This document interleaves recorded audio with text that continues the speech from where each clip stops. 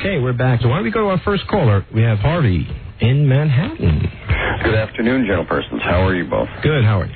I'm great. First, I just want to say that I've accepted Jesus Christ as my personal Savior. All right. And my question is about my little boy.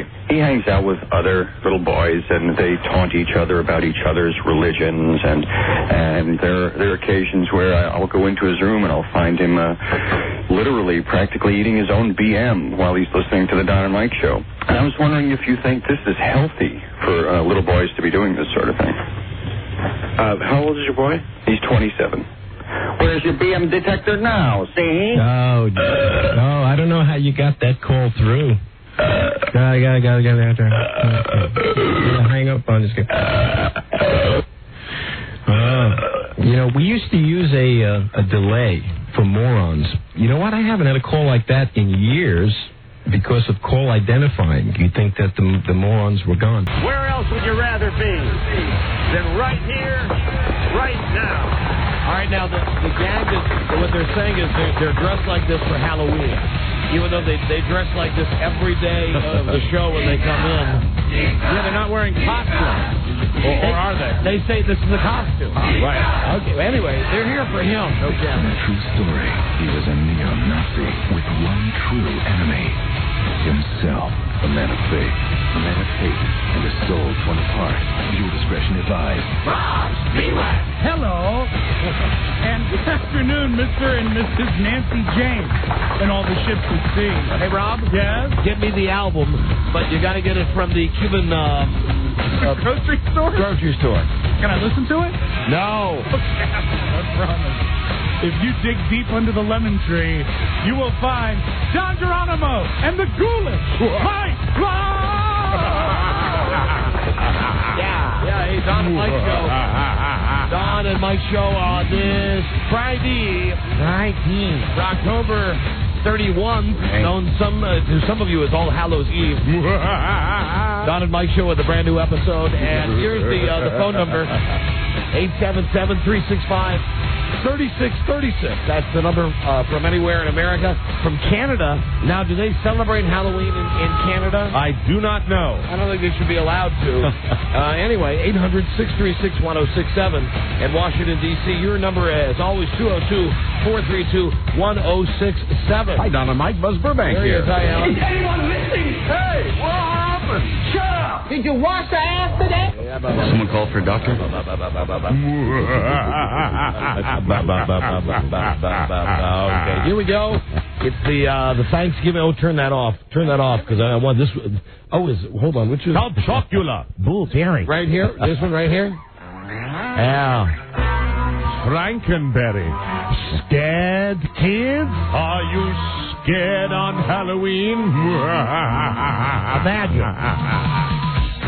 Men and women taking marshmallows. Kraft Jet Puff marshmallows. There they are, the best kind. Taking them, putting them in between two pillows, and going on a race. Rob's, beware! Yes, Rob. Yeah, it's our mix. Yeah, crank it My up. favorite part. Ooh. Rob's, beware! Right. We've got the balloons. Balloons. No, we've got the Marshmallows. Rob, don't eat them. Rob's, beware! Don't eat the marshmallows, Rob. Rob's the sucker for marshmallows. Yeah, me too. They're delicious. I bought 3 bags. You bought 3 bags, 2 for the contest, And one for for you. So here's the deal: we got $1,000 for gals, $1,000 for guys. $2,000 in prize money to be given away. You got to show up here today. Here's the bag right here. Rob's already. This I'm just your eating bag. This My is eating bag. your eating bag. Not You can eat that whole bag during the show, Rob? Doubtful. Okay. I bet you could. They're fat-free, you know. I bet you could. Oh hell, Rob, you could knock this off at the first break. They're loaded with the carbohydrates. That's right. For you, though. Pure. Yeah, but Mike, they're good for you carbohydrates. Yeah, You gotta know- exactly. You got to know the difference. No problem at all with that. So the deal is this: that our doors are open right now.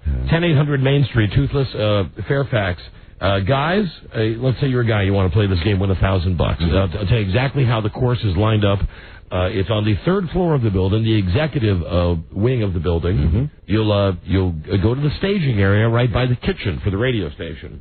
There you will take one of the Jet Puff marshmallows and put it between 2 pillows. Right. Very deep in there between the 2 pillows. So you don't lose it. Right, you don't want to lose it. You don't want to slip out. Right. Then what you're going to do is power walk. Now it's very dangerous to run because remember... If you run, it can jar loose. If the marshmallow comes out, pardon the pun, you're SOL. You're out of the contest. Immediate disqualification. So what you want to do is power walk down a hallway. That's about the size of an average office hallway. Sure. And then make a right-hand turn. And that's another long hallway that goes down to where our office is. Then you turn around in front of our office door, and you come back past Charlie's office, Robbie's office, and you make a left-hand turn, and you go right back to the kitchen. Right. And whoever does that the fastest, right, while keeping the marshmallow in between the bad, the pillows that are right by the bad place, they win $1,000. The big wiener. Now, girls, listen, girls, you can play 2 ways. 3 ways. Well, 4 ways. You can play... Girls, you can just play normally. You can just come down, insert the marshmallow, do the run, and try your luck. Right. You can increase your chances of winning by putting the marshmallow not only in the bad place... But the front also. But the nice place. Yes, good place. Both front and rear access. It's a 2-hole thing. It's four big ways to win big.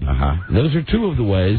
The third way would be if you took I guess there's only 3, because the third would be if you had not only your front and your rear, but you had them under each breast. You had a marshmallow under each breast. Right. If you're able to do all of that, you will get 5 seconds additional time for each of those. For instance, if you just do the thing topless, you got an extra 5 seconds. You do the thing with topless and with the one in the front, down in the front. You got yourself an extra 10 seconds. If somehow you manage to get topless, put one in your cooter, and then put them under your breast. You could shave 15 seconds. Wow. Maybe 20 seconds. Is it 5 seconds 5 a breast? And 15. But is it 5 seconds a breast? Oh, and if you're counting the topless altogether, that's what I mean. You're talking about a 20-second time advantage. Correct. To win $1,000. That's half the course. Sounds right to me. And it's here. It's in the radio station, so it's a controlled environment. Very controlled. You'll be surrounded by what we've tried to do is move most of the people who we think might become problematic. We've tried to move them off the floor. Good. We should have done that. Understand Timmy O'Bibone is staying in his office today. Paul Gorgie, though, has unfortunately been put to sleep just temporarily. And there he is, walking by the window right now. See, he's already going in and out of it. There were some staff members here that we've decided are not up to the challenge of watching Paul Gorgie. Wow. Now, Mike, I thought we had a don't ask, don't tell Paul. I just thought that would sound funny. Sorry, Paul. I like Paul. So you want to come very nice young man. So you want to come down here today, and as soon as you show up, we're going to get out there and do this on the radio. I mean, get up to the 3rd floor. So get your buns down here, and we mean that. Now, not only do we have that going on, that they were here. Yes, Don and Mike. Thank you. We do. There you go. There it is. He calls my first witness, Joe Ardinger, because there's 2 exciting Halloween traditions on this show. Very, very exciting.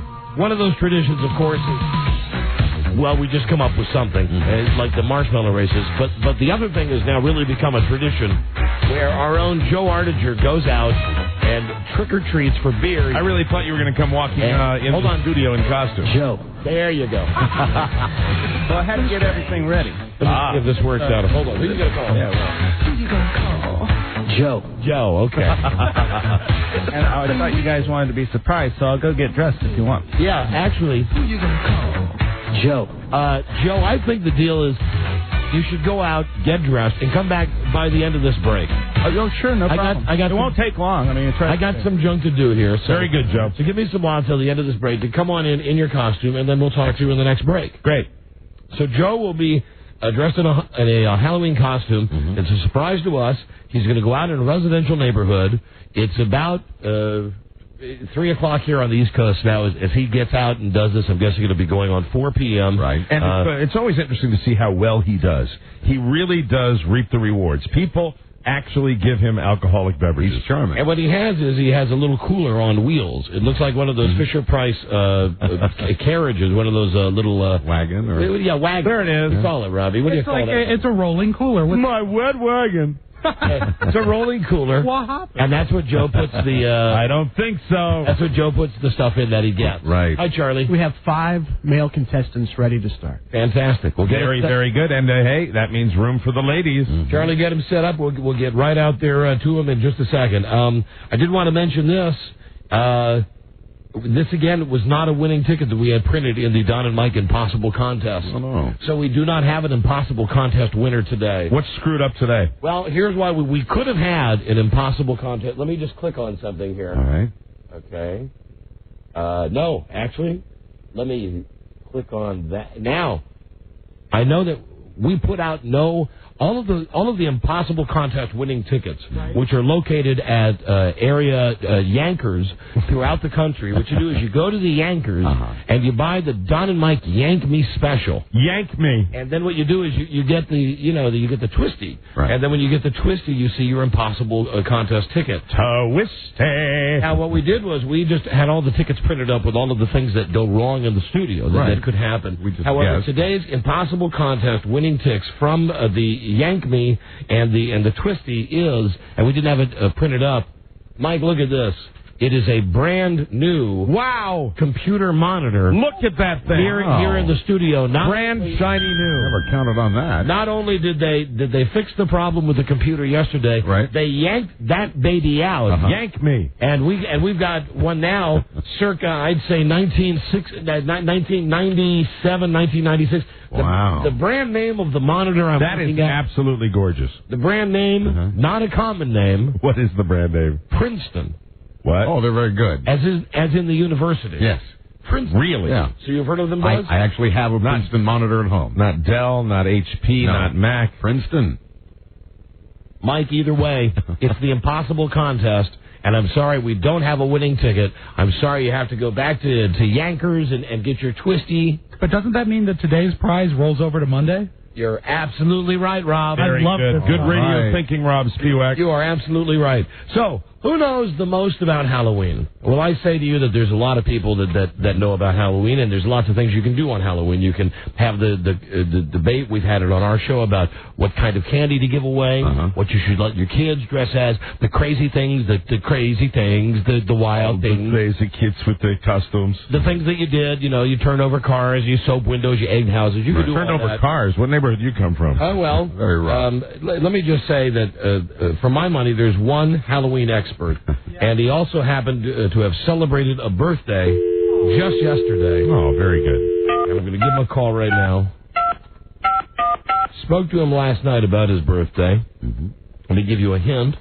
He's a champion of industry. He's a Halloween expert, and he has just turned 43. 43. He has just turned 43. I think I know who it might be. And I want to wish him a happy birthday. Sure. If he can get to the phone. There he is. Of course, you know him as the Count of Marijuana. Yeah. A lot of you know you got the Count of Darkness. You got Count of Monte Cristo. Count of Monte Cristo. Count of Weed. Count Chocula. There he is. Count Wacky Tobacco. Live from the beautiful state of Wisconsin. And, of course, I'm kidding about that. My brother is... today, how you doing today? Pretty good. Happy Halloween, Jim. Happy birthday. And Jimmy, thank you. Belated happy birthday. Jimmy, how does it feel to be, I know we didn't talk about this last night when I called you, but I'll ask you now, how does it feel to be, think about it, dude, you are 43. Wow. I know, man, I'm getting old. You're 43. You're too old to be doing what you're doing. What am I doing? Well, nothing. That's a good question, Jim. What are you doing? Right now? Yeah. Driving 126 miles an hour. There you go. You're trucking out there. That's what moves products in this country. If you're using it right now, it arrived to you via a truck. No problem if you blow a tire at that speed. Going 120. No, I'm in my car. Always just drive by, ladies and Are you gentlemen. in the Jag? Yeah. Forget that. He's not in a big 18-wheeler. He's in his own personal death machine. And say what cement mixer operator driver from Wisconsin doesn't want to be seen in a Jaguar? A Jag. How do the boys down at work like the Jag? Oh, they like it. That's the Jag. They think I got a ton of money. That's the Jag that I believe I paid for, right? Or part of? Part of, yeah. Part of, yeah. Now, let me see. For those of you wondering about my brother legally, he's been through the court system again. Right. With I don't want to talk about that. I know, with baby number 3. Just let me say it was a happy resolution. Very good. Would you agree? Yep. Yeah, it's a happy resolution. Good. And have you given any other thought about the vasectomy? About what? The vasectomy. Still didn't hear you. Remember when we talked 2 or 3 weeks ago about the vasectomy? Oh, getting snipped? Yeah. Yeah. Oh, man, it just sounds painful. I know, but listen. Well, are you going to do it? I don't know. Well, It sounds pretty painful. Really, I haven't given it any more thought since we talked about it. Which is more painful, do you think? Getting the vasectomy or going through this entire ordeal again in another year or so? Well, my days of screwing around are pretty much over. Pretty much. And my girlfriend's on the pill, so... Well, that's not always good enough, Jim. I think you're living proof of that. It's not your problem that you're so goddamn potent. He's potent. I mean, you don't fire blanks, and it would be my thrill. I don't mind helping you out. I love being able to be there for you. I'd love to be the one to write the check for that vasectomy. Yeah, maybe we could broadcast it live. I think I'd be... Oh, yeah, that'd be something to do. There you go. I think I'd be doing at least, if not the world. Line up a good doctor, and I'll fly out. We'll take care of it. You know, we had How long does it hurt for, though? It can vary. Oh, I don't know, 2 or 3 minutes. 2 or 3 days? 2 or 3 minutes. Yeah, not long. How about afterwards, though? That's what I'm saying, 2 or 3 minutes. Very quick recovery period. Okay. And I remember when we had that dog neutered on the show. I'm not sure I'd like to see old Jim all splayed out with Bobby Ballsack. That's just not a dog. That was my dog. That was beloved Max. I mean, I don't know nothing about it. How do they do it? They cut open your by your testicles. I don't know where they do it. Sack? Yeah, I think so. I don't know where they go in. What? We'll get calls though with the proud guys that have them. They'll tell us where they get cut. But listen, another day, another time for the discussion about my brother's vasectomy. The preferred procedure is to go in through the mouth. You need a very long scissor. What, Jim? What, Jimmy? What? No, what did you say? Where are they going through in that? Rob said they go through the nose. The mouth. Oh, my The ear. They go through the eye. He was kidding, of course. They go underneath your They fingernail. go through the itchy eye. Oh. So, no. It's just a joke. Hey, Jim, you ever get the itchy eye? Daily.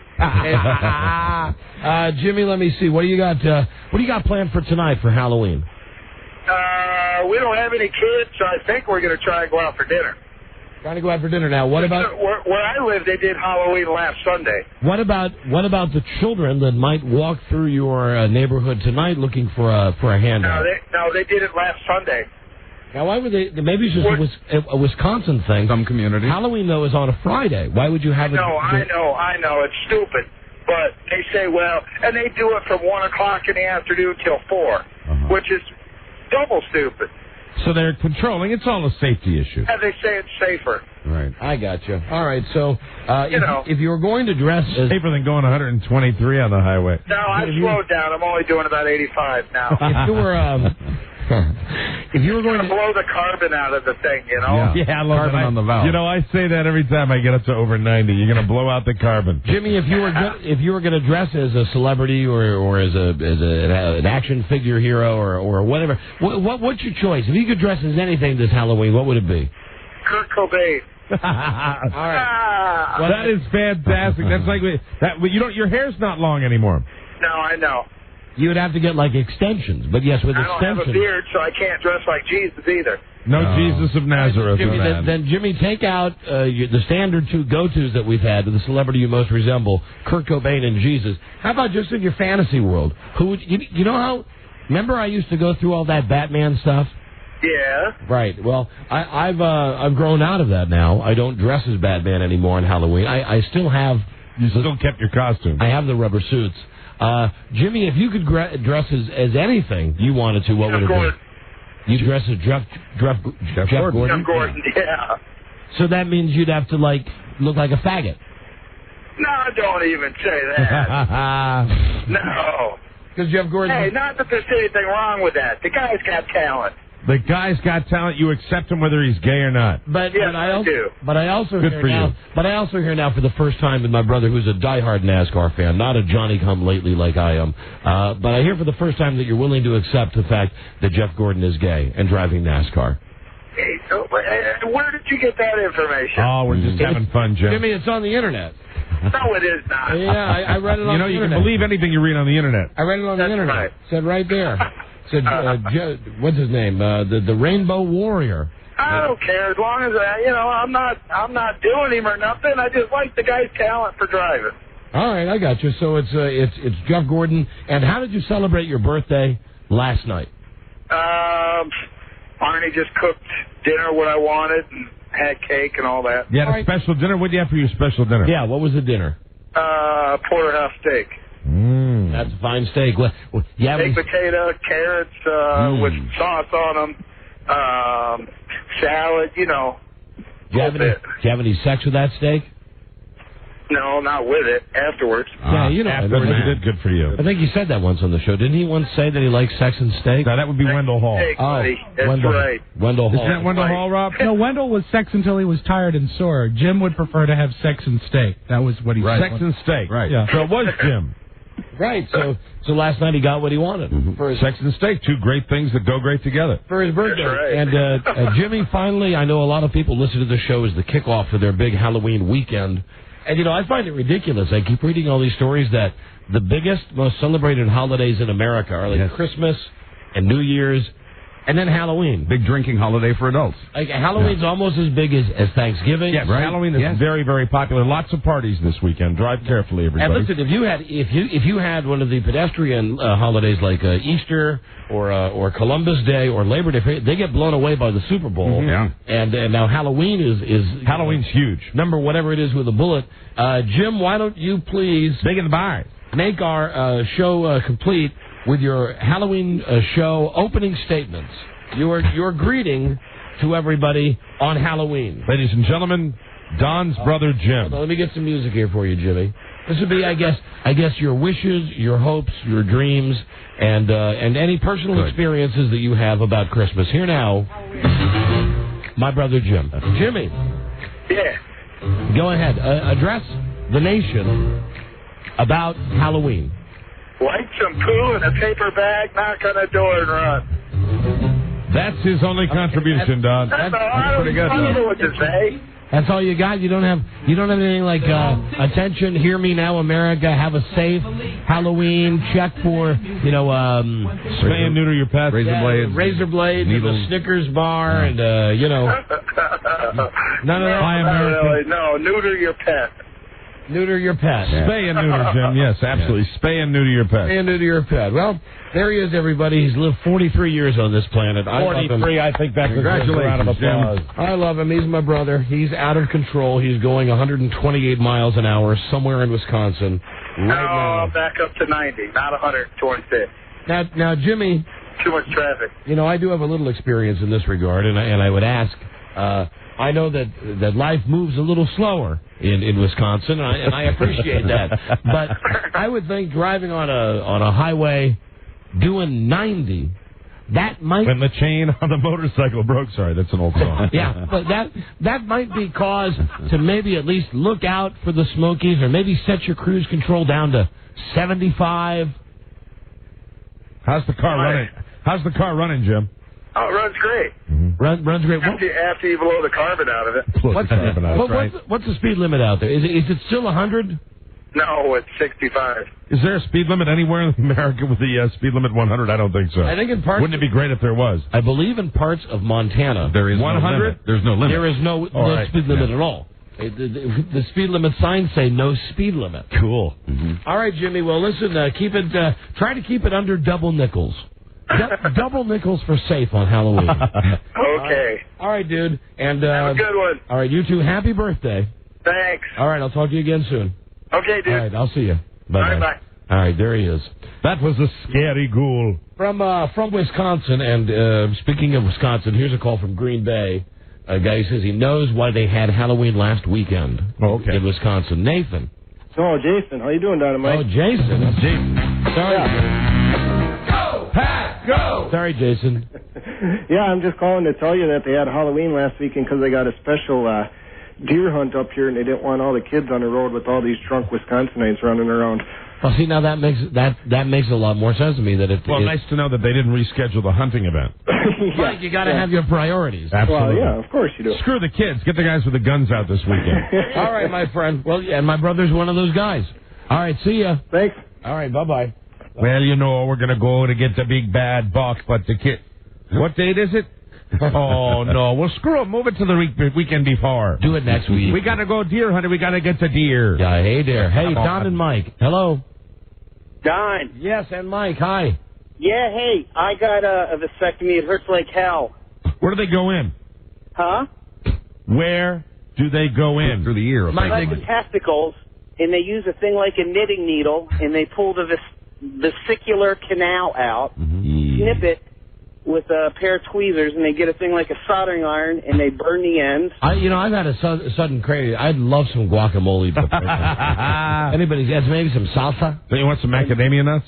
They push it back in, and that's that. All right, my friend. And then it turns black and blue. The whole area? The whole area. Go from calamari. Well, I think that my brother would probably... He would probably, and I think it's best for him. Right. And I think on some level he agrees, because one of the first things he said to me when I brought it up to him a couple of weeks ago when he was going through this latest thing with he's got 3 now. He's got 3 of them, but he's doing the right thing. He's at least, standing up and saying, I've got 3 children. Sure. This is where I live. This is where you can find me. Right. This is where I'll be sending the checks from. But when I brought it up to him, when he called me 3 weeks ago about this, I said, have you, Jimmy, I think the snip. And the first thing he said to me was, I swear to God, he said, well, how did it work out for you? And I got very defensive. So he assumed you'd had the big vasectomy. Yeah, and I got very defensive. And I realized that what I was doing was not selling the vasectomy on my brother, because what I do is said, hey, listen, dude, I don't have one, okay? I'm potent. You understand what I'm saying? At any time, one of my babies could get the job done. My guys are swimmers. Right away. I ain't got no vasectomy. Right. And then there was a moment and he said, well, what's wrong with it? And I said, well, there's nothing wrong with it. He said, well, I just said that you had one and you're all pissed off. And it's a weird man. But here you are kind of liking the idea of him getting a vasectomy, but when he accused you of having one, you kind of lost it. And and I rejected that idea. I didn't say to him, well, no, I've not had a vasectomy, but then again, never mind. My kid's nanny is not considered to be the court reporter. Okay, my kid doesn't see the court reporter so much because they're constantly in court trying to get blood tests and stuff to figure out who the daddy is. That's the whole reason. You don't have that problem. My brother, you just want him to stop. Right. God bless him. For God's sake, stop reproducing. He just can't stop himself. I know. He can't stop himself. And he's not a... Well, was he at one time a practicing Catholic? Oh, yeah. But he never really mastered even the rhythm method, did he? No, hold on, let me call him back. He likes to dive in. Sure. I think he wears rubbers. For the moment kind of guy. I think he wears rubbers, and I think that most of his girlfriends have been on the pill. I think. Frighteningly fertile. Yeah, he gets the job done, man. Oh, Jesus. Hey, hello. Hey, it's me again. Hey. Hey, remember a couple of weeks ago, like 3 weeks ago, we were talking about this when I first, not on the radio, in real life, when I brought up to you the thing about maybe you should think about getting a vasectomy, and then you said to me, well, hey, how has it worked out for you? Don't you have one? Yeah. Yeah. Well, why did you think that I had a vasectomy? I thought that you did. But why would you think that? I thought we talked about it a few years ago. I think that was when we talked about you getting one a few years ago. Oh. Do you think you're going to get one? I don't know. Listen, here's the deal. I'm gonna kick it around. If I got a client that would pay to fly you here and have the procedure done on our show, and put you up at a 4-star hotel, would you do it? Or stay. I would assume that he would stay with the family. I mean, we might not be able I to. just heard of people having blowouts and stuff. I don't want nothing like that happening. What do you mean blowouts?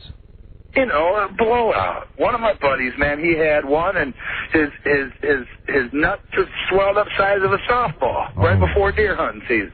Well, now again, my dear, talking about bad timing. Right before deer hunting season. Yeah, I don't want it to swell up that big, man. I'm an active guy. I can't be put down from a over-enlarged nut. We just went here on the computer that works in the studio to myvasectomy.com, right, where there are some rather graphic photos. Now they don't show anything like being cut. It's just a guy's D&B and some guy wearing CSI gloves who's got his hands all over the guy who broke him. There's the incision. Oh, I got to see this. All right, well, come on over and take a look, Mike. Wow. That looks as simple as a trip to the dentist's office. I don't know what kind of, there you go. Robbie, click on that one to enlarge so Mike can see that. There you go now, Mike. Now what's wrong with that for my brother? Oh, that's right in the middle of the scrot? Yep, that's it. And you see that tube that they're cutting? That's where the swimmers go. Why does it hurt that much then? Does it look like it's going to hurt? Because. Hold on, Jimmy. Because they're cutting your nuts in half. Are you still there? Yeah, I'm here. Okay. All right. Well, listen, you think about it. Okay, but does that picture look like it's going to hurt? Jimmy, I believe there's probably going to be some pain involved. However, the good news for you... It looks pretty delicate, Jimmy. Being the Rush Limbaugh fan that you are, I would imagine that they would probably give you a bottle of something, you know. Oxycontin, huh? Yeah, you get cabbage. You get something out of it for the pain. But imagine that. You know, wow. Then the story of my life, then I'd be addicted. I'd be a Oxycontin addict. Well, you know, I don't think that would happen to you, Jimmy, because frankly, you don't have an addictive personality. Okay. Then why do I got a couple of kids? Because you're addicted to sex. Mike has just gone back to scatlover.com. When are you thinking about putting this all together? Hold on a second. You know, let me just see why. There's a reason why I'm never invited over to the other side of the of the console. Mischief maker. I don't want to see scatlover.com, which incidentally reminds me more of Thanksgiving than Halloween. It's got that real orangey, turkey brown look about some of the participants. Jimmy, here's what you do. Think about it. We'll talk about it over the next couple of weeks. Maybe it can be we can do like a whole Christmas wish thing. Sure. Mm-hmm. My brother's Christmas wish to have a vasectomy. To get fixed. Right. Oh, man. Wow. All right, well, think about it. Please think about it, Jimmy. I mean, I'm serious. Jimmy, it really... For the goodness of the show, I'll think about it. It really didn't look like that painful a procedure. Jimmy... Yeah. Anybody there in the studio had one done yet? No. And Jimmy, listen, guys will tell you that it hurts. But think about this. Think about going to court. Think about all, you know. Listen, you've proved you're a master baby maker. You've proved it. Mm-hmm. You're Chef Boyardee baby. You've done it. You've done it. But at some point, you have to retire. Right. Now, it doesn't mean you can't still have sex. It just means that you don't... You can't have sex for a couple weeks afterwards. So again, Jimmy, I think you're going to have to handle that. These are the real life balances that I have to go through with my brother. Yes, it might mean a couple of weeks of not being able to have sex, but it would mean a lifetime of having sex and never having to worry that you've knocked up another woman. Yeah, that'd be cool. Yeah, that'd be cool. Yeah, that'd be cool. There you go. All right, dude. All right, well, I'll think about it. All right, please. You going deer hunting this weekend? No. Really? No. The site is very nasty, Jimmy. It's myvasectomy.com. I suggest you don't go there. Bookmark those two sites. I'll look at stuff on the internet. But yeah, I'd like to talk to a couple guys that have had one. Where the hell were we before the internet? I don't know. All right. I'll talk to you later, dude. Okay, man. All right, I'll see you. I love you all. Bye. I love you too. Bye. All right, goodbye. I think they used books. There he is. Oh, you. There he is. Hello. Don and Mike show. Hello? Hey, hi. Hey, Jimmy, don't do it. God. Did you do it, sir? Oh, man. I'll tell you what, my nuts have never been the same since. Really? All right, well. Yes. But did you have a lot of kids, or were you in court all the time, or you call your brother all the time saying, hey, I got more legal fees for more kids? Actually, I've moved enough that they've never caught up to me. That's the way. Well, good job, dude. Congratulations. That's right. But he had the procedure anyway, all on his own. Congratulations. All right, thank you, my friend. Thanks. Okay, see ya. Yeah. Now, let's see, before we go to break here, see if Joe's around. Joe should have dressed into his trick or beer costume by now. See if Joe Artinger's ready to come into the studio. Can't wait. And we do have contestants standing by for the Marshmellow races, so we'll get that going, too. Can't wait to see what Joe has chosen this year for his Halloween costume. None of us knows. As you know, Joe's going to be going out of the office. He's going to be going in a residential area, and he's going to be going door to door. He has a little cooler on wheels. He'll walk up to the door. He's going to ham Joe from the Don and Mike show, and then he's going to Joe right there. He's going to say a trick or beer. Right. And Joe. It's Elvis this year. Hey, Jack. Hi, Joe. It's Elvis this year. That is one mangy-ass Elvis costume. Joe. The last one on the rack. Wow. Well, look at you. Joe, it looks good on you. Yeah. Joe has the Elvis wig. Wow, Joe. Joe has the scarf. He has the jumpsuit. He has the Looking Elvis glasses. Get out of here. Go get your little scooter. Anything you'd like to say, Elvis? Is it time? Yeah, it's time. Go get the beer. Can you say thank you very much? Thank you very much. That's good. I'd like to do my record. Okay. If I grew it up. Please forgive me. Artinger has left All the right, building. get out of here, Joe. Go get your stuff and Goofy. You ever realize what a motley crew we got here? You know, So- Charlie's sitting there chewing on a marshmallow. Joe's in the mangy Elvis suit. Rob's just back there being Rob. Buzz is over here. We're a motley crew. Yeah, we So are. Joe's going out now in his Elvis suit. We'll talk to him via cell phone as he goes door to door trick-or-treating for beer. Charlie. There are, I think there's 8 guys and 2 women. Very good. It's Fantastic. getting better and better. Then here's the plan. Everybody right here. We'll have a programming meeting right now. We'll break for some dynamic dynamite commercials. Absolutely. I think from some out-of-sight advertising. Out of sight. And then we'll come back, and Joe should be able to get to a residential area by then, right? I think so. Yeah. So we'll do a quick break with Joe. Very good. And then we'll come back and we'll start the Marshmellow races. In that break also, No, or I think we'll probably wait? come back, talk to Joe. I think it's limited daylight, right? Right. What time does it get dark now? Like in an hour and a half? About 5. Yeah, he better hustle. He'll be there. He knows where to go. I think he terrorizes the same neighborhoods every year. We'll go with Joe, and then we'll go with the Marshmellow guys. You got time if you want to just keep this break going.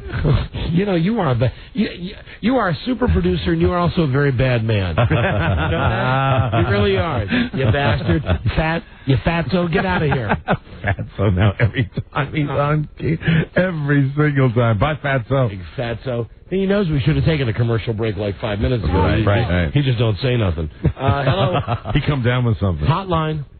Hey, I'm just checking to make sure my phone's got the right number in it. That's a good Elvis impression, Joe. All right, Jordan, great. We are going to break now. We'll talk to you after the break. Okay. Joe, you want to take us out? Don and Mike, and we're going to break. It's the Don and Mike Show. WJFK. Big mess out on the Beltway north of town. Interloop delays Tyson's around the 270 where construction on the spur has been cleared up. Lanes open once again.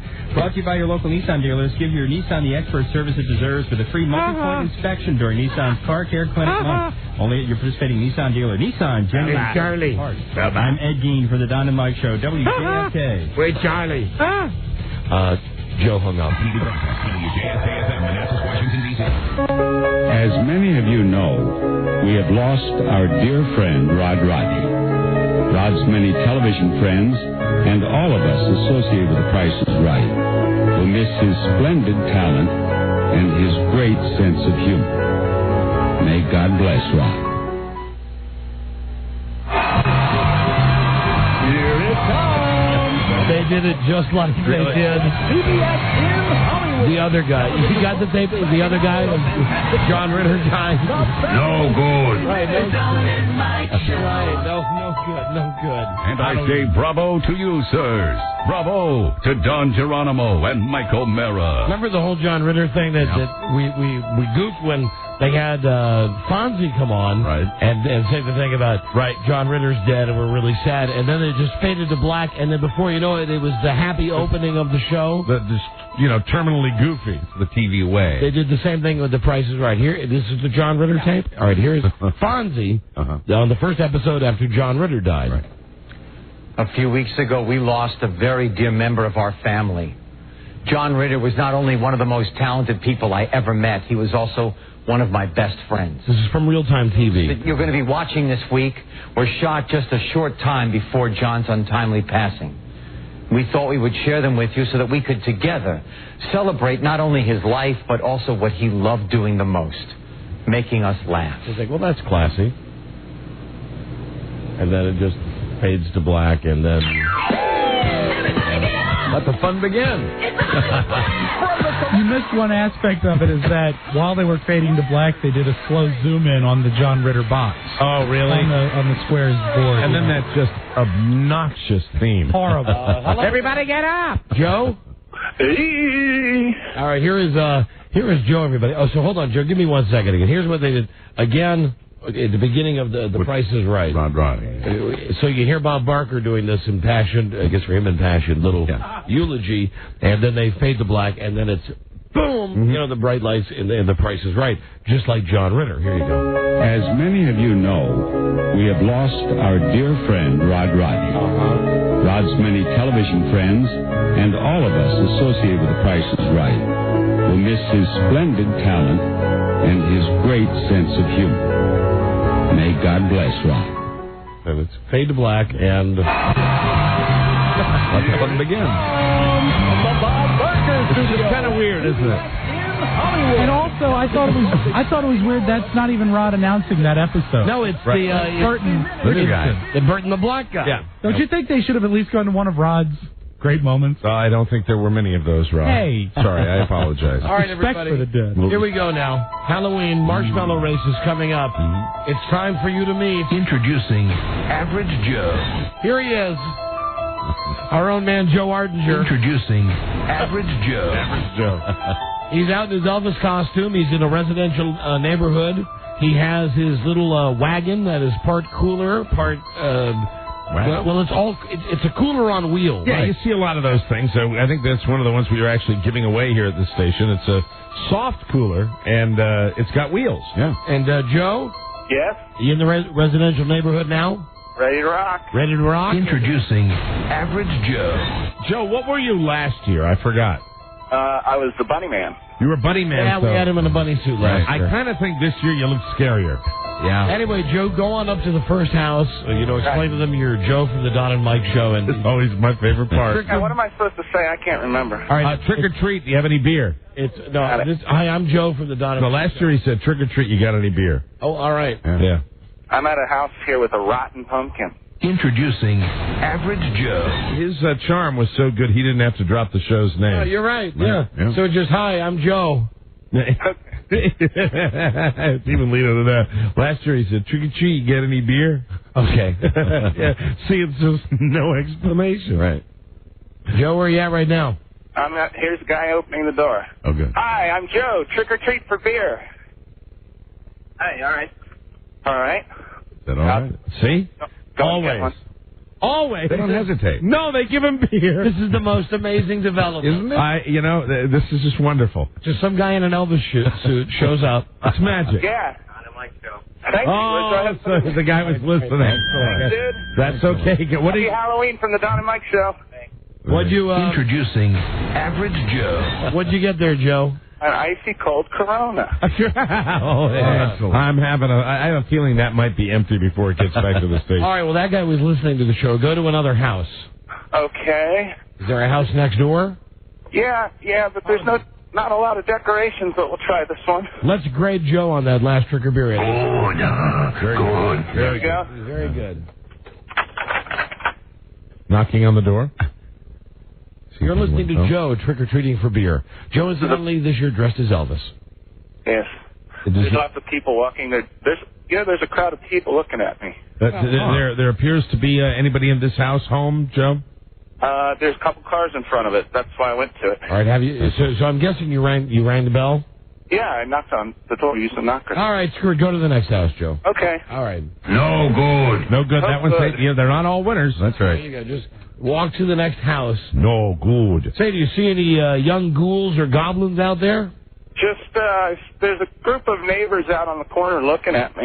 All right, here we go. We got some pumpkins on this doorstep. Looks like there are people home?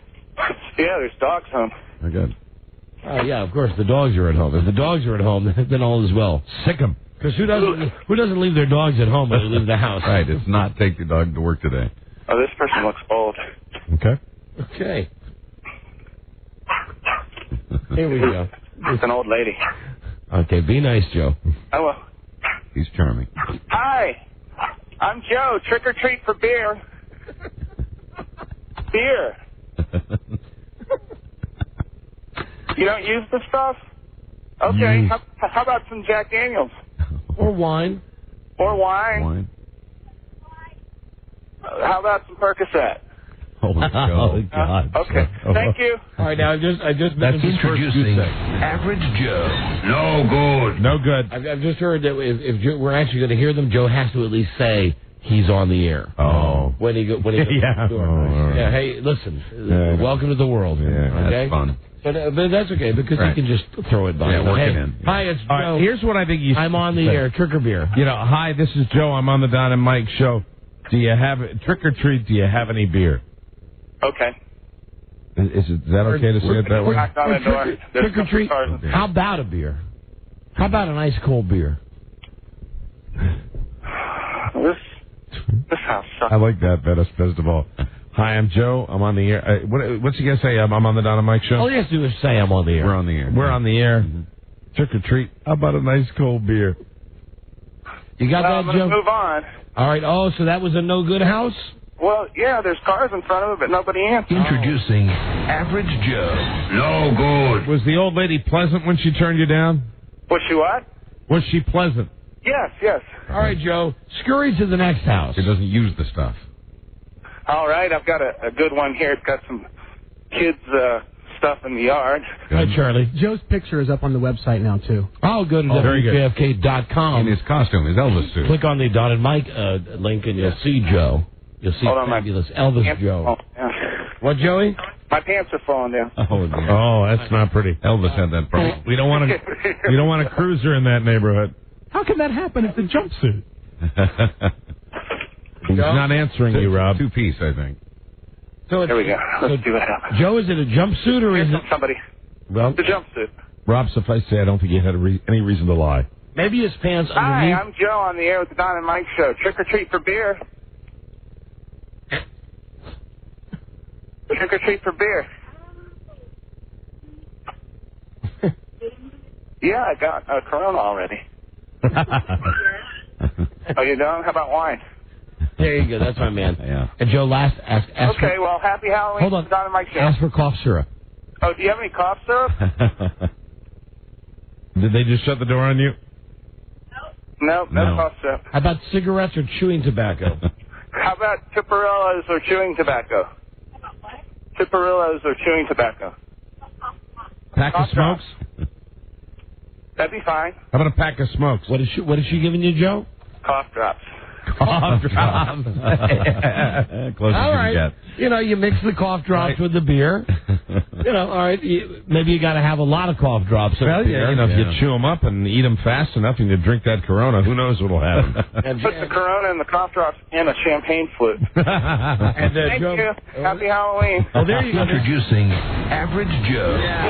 Yeah. That was good improvising there. That was a good winner. Joe, try one more. Okay. Try one more house here. Let me try it.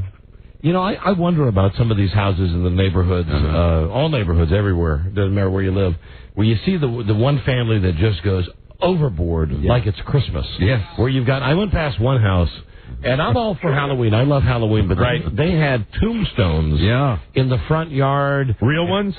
Well, they were those... cardboard ones? No, they were better quality than that. They were like styrofoam. Really? But they looked real. Sometimes people actually use like a drywall or wallboard to make the tombstone. Oh, really? I don't like people. They can't be trusted. I don't like people. I don't like That's people. what you just said. I don't like people who decorate. They cannot be trusted. Joey, where you at? I got a house with a couple of pumpkins in front of it. All right, here we go. Give this another try. Joe Trick-or-Treats for beer. He's dressed as Elvis this year. Joe just going door to door. And I like Don's line about, how about an ice cold beer? If you could use that one, Joe. Okay. Well, we always end up just tossing it around between us until we get the verbiage correct. Trick-or-treat, how about an ice cold beer? You just got to say the part, I'm on the air. I will. We're on the air. I like the fallback on cough syrup, too. And you can start asking for ham. Hey. Peanut butter. Nobody coming to the door? Nobody coming to this door. Introducing Average Joe. No. That was not good. No good. He's in a bedroom community. All right, Joe, try one more. Try one more. Try one more, and this time don't just go to the next house. Go to a house that looks like it's buzzing with, no pun intended, buzz, with Halloween excitement. Okay. You know, the house where the mom is like OCD about if they have enough candy. Right, exactly. Everything's in the right dish. And I'm going past one of these houses today on my way to work, and extravagant, beyond your wildest dreams with what they're doing. People get into it. Here's a guy carving a pumpkin on his front porch. Perfect. Go there. All right. Here we Go to him. This ought to be nice. Howdy. Trick or treat from the Don and Mike Show. You're on the air. How about an ice cold beer? Yeah, tell him you're on the air, Joe. Oh, I'm on the air. There you go. Well done. And? These people are all set. They're putting everything out front today right now. Are they acknowledging your request for beer? Yes. This is good. Another good one. They're drinking at, 4 in the afternoon? Yep. Hey, nothing wrong with that. Smoking, drinking, carving pumpkins. Here we go. Just after 1 o'clock on the West Coast. What flavor? Wonderful, thank you. What is it, Joey? Happy Halloween from the Don and Mike Show. What is it, Joe? Sam Adams Light. Introducing Average Joe. Good. I got one more with a bunch of tombstones and Go for it. Hey, go for it, Joe. Yeah. And you know, for my money, there's nothing better if you're going to be sitting out there with a sharp knife carving up the pumpkin. Make sure you're getting good and loaded. All right, trick or treat. How about an ice cold beer? All right. Now, Joe, you got to say, I'm Joe from the Don and Mike Show. Take one. You have to give me one. Oh, the guy wants to take your beer. You don't have any. Oh, he thought he was offering. Tell him Tell him you're on the air, Joe. Oh, I'm on the air. Hey, is that illegal? No. What's happening there, Joe? He's asking me. He's a young Weisenheimer. He's asking me if it's illegal for me to trick or treat. No, it's not. Well, you know, that's one of the least laws I've ever broken. Hey, why did you say? Why would it be illegal for you to trick or treat? Why don't you say, hey, punk, eat one? He gave me a hassle.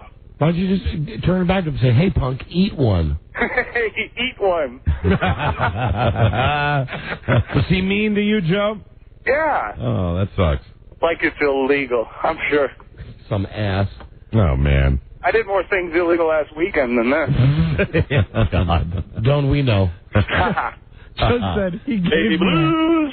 He gave me a hassle. He gave me a hassle. Food gave me a hassle. Joe, if we're up on a break here. You got one more house you can try? I can try one more house. Okay, one more. This will be the last house for this round of Joe for beer. Great. Thus far, Joe, you've only gotten, you have one or two?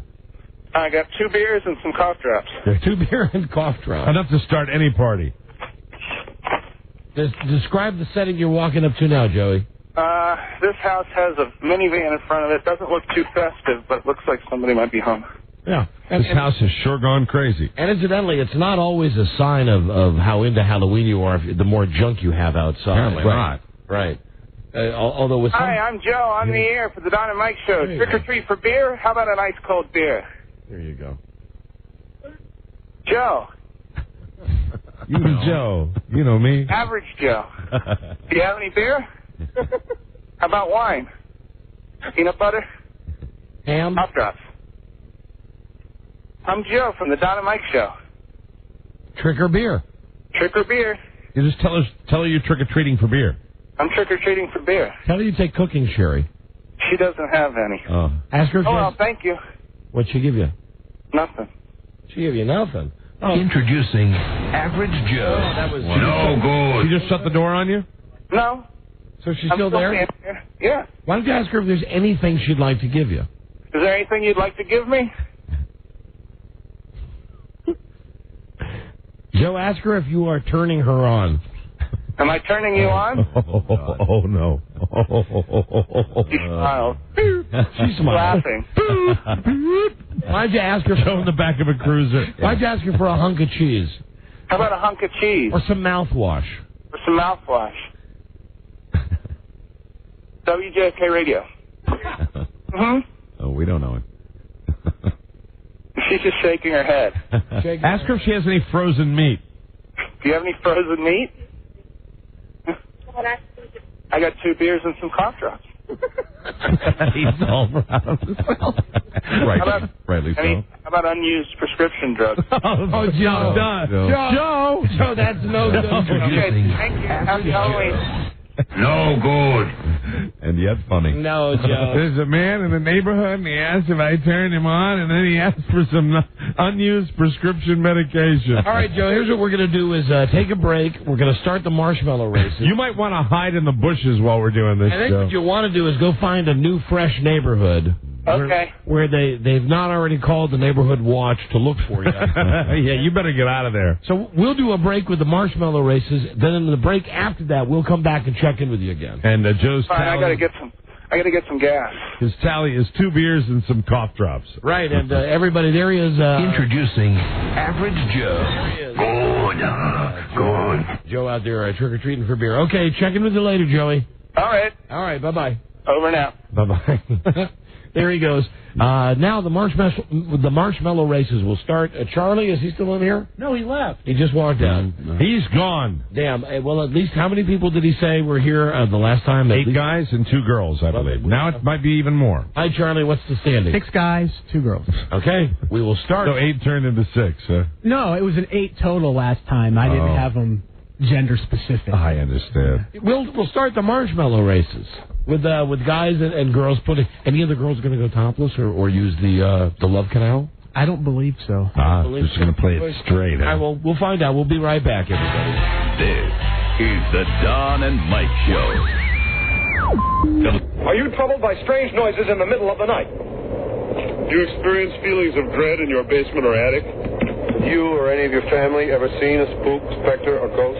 If the answer is yes, then don't wait another minute. Pick up your phone and call the professionals. Ghostbusters. Our courteous and efficient staff is on call 24 hours a day to serve all your supernatural elimination needs. We're ready to believe you. The Don and Mike Show. Time to polish the peanut.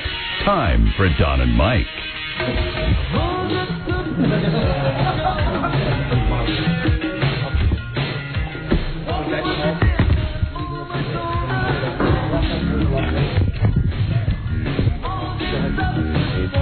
Rob now tells me that we're on live from the conference room. Hey, what would be the odds of doing a show up here all the time? I mean, not with all these people here, but what? This would be wonderful. No, the acoustics in this room suck. You like it just because you can really loud. It's so relaxing. It's great. I love it. Right, Mike, perhaps in your next job, you'll be able to broadcast from a conference. I'm not a conference room. I just like to have a room that I could just, dine in and recline in. When you go into the next phase of your life, when you go to that Rush Limbaugh phase, when you broadcast from your home. Right, exactly. Then you'll be able to do whatever it is you like. Well, that is such a fantasy. Cabbage, baby blues, get me the cabbage, please. Mike, I see we have a celebrity in our midst today, a major effing celebrity. Hi, Buzz. Pretty amazing. Buzz Burbank, ladies and gentlemen. Incidentally, we got a lot of people up here. Make some noise.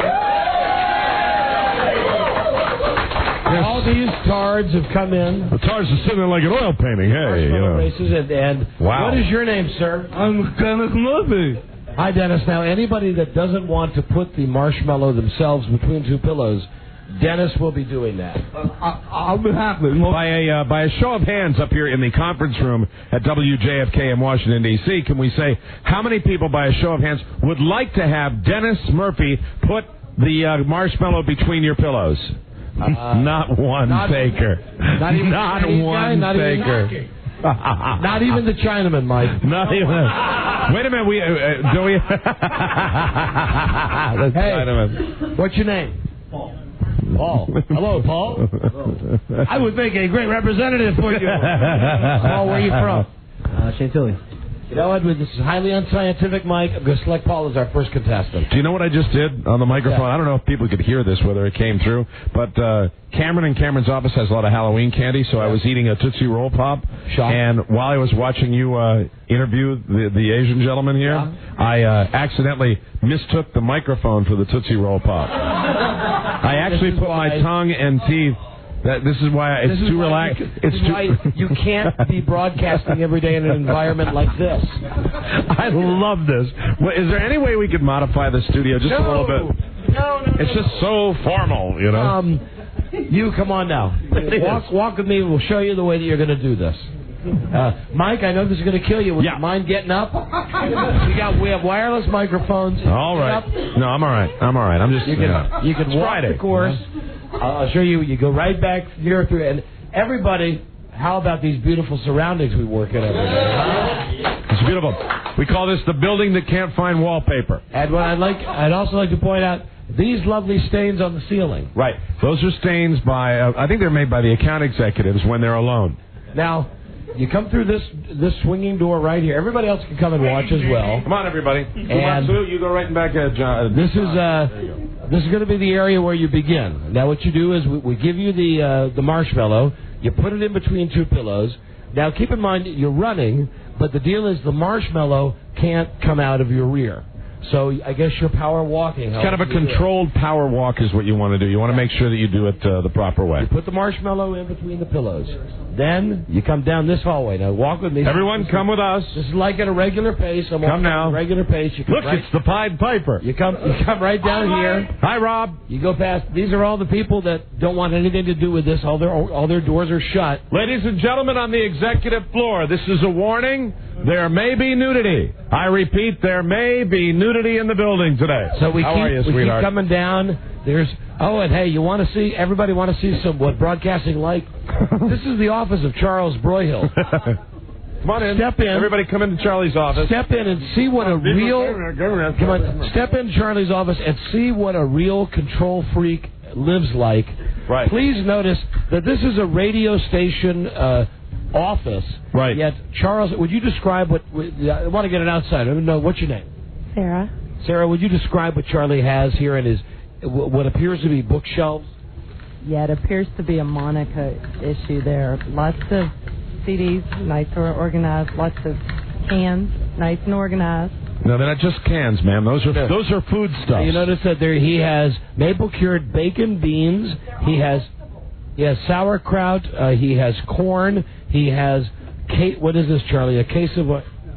He has a case of his carb control bars. He has his Orville Redenbacher popcorn, and then the bottles of the fitness water. This would be the section of the shelf that I would call the obsessive-compulsive section. It's the Monica's shelf, yeah. The bottom two, where it's all nice and neatly lined up, all the labels pointing out.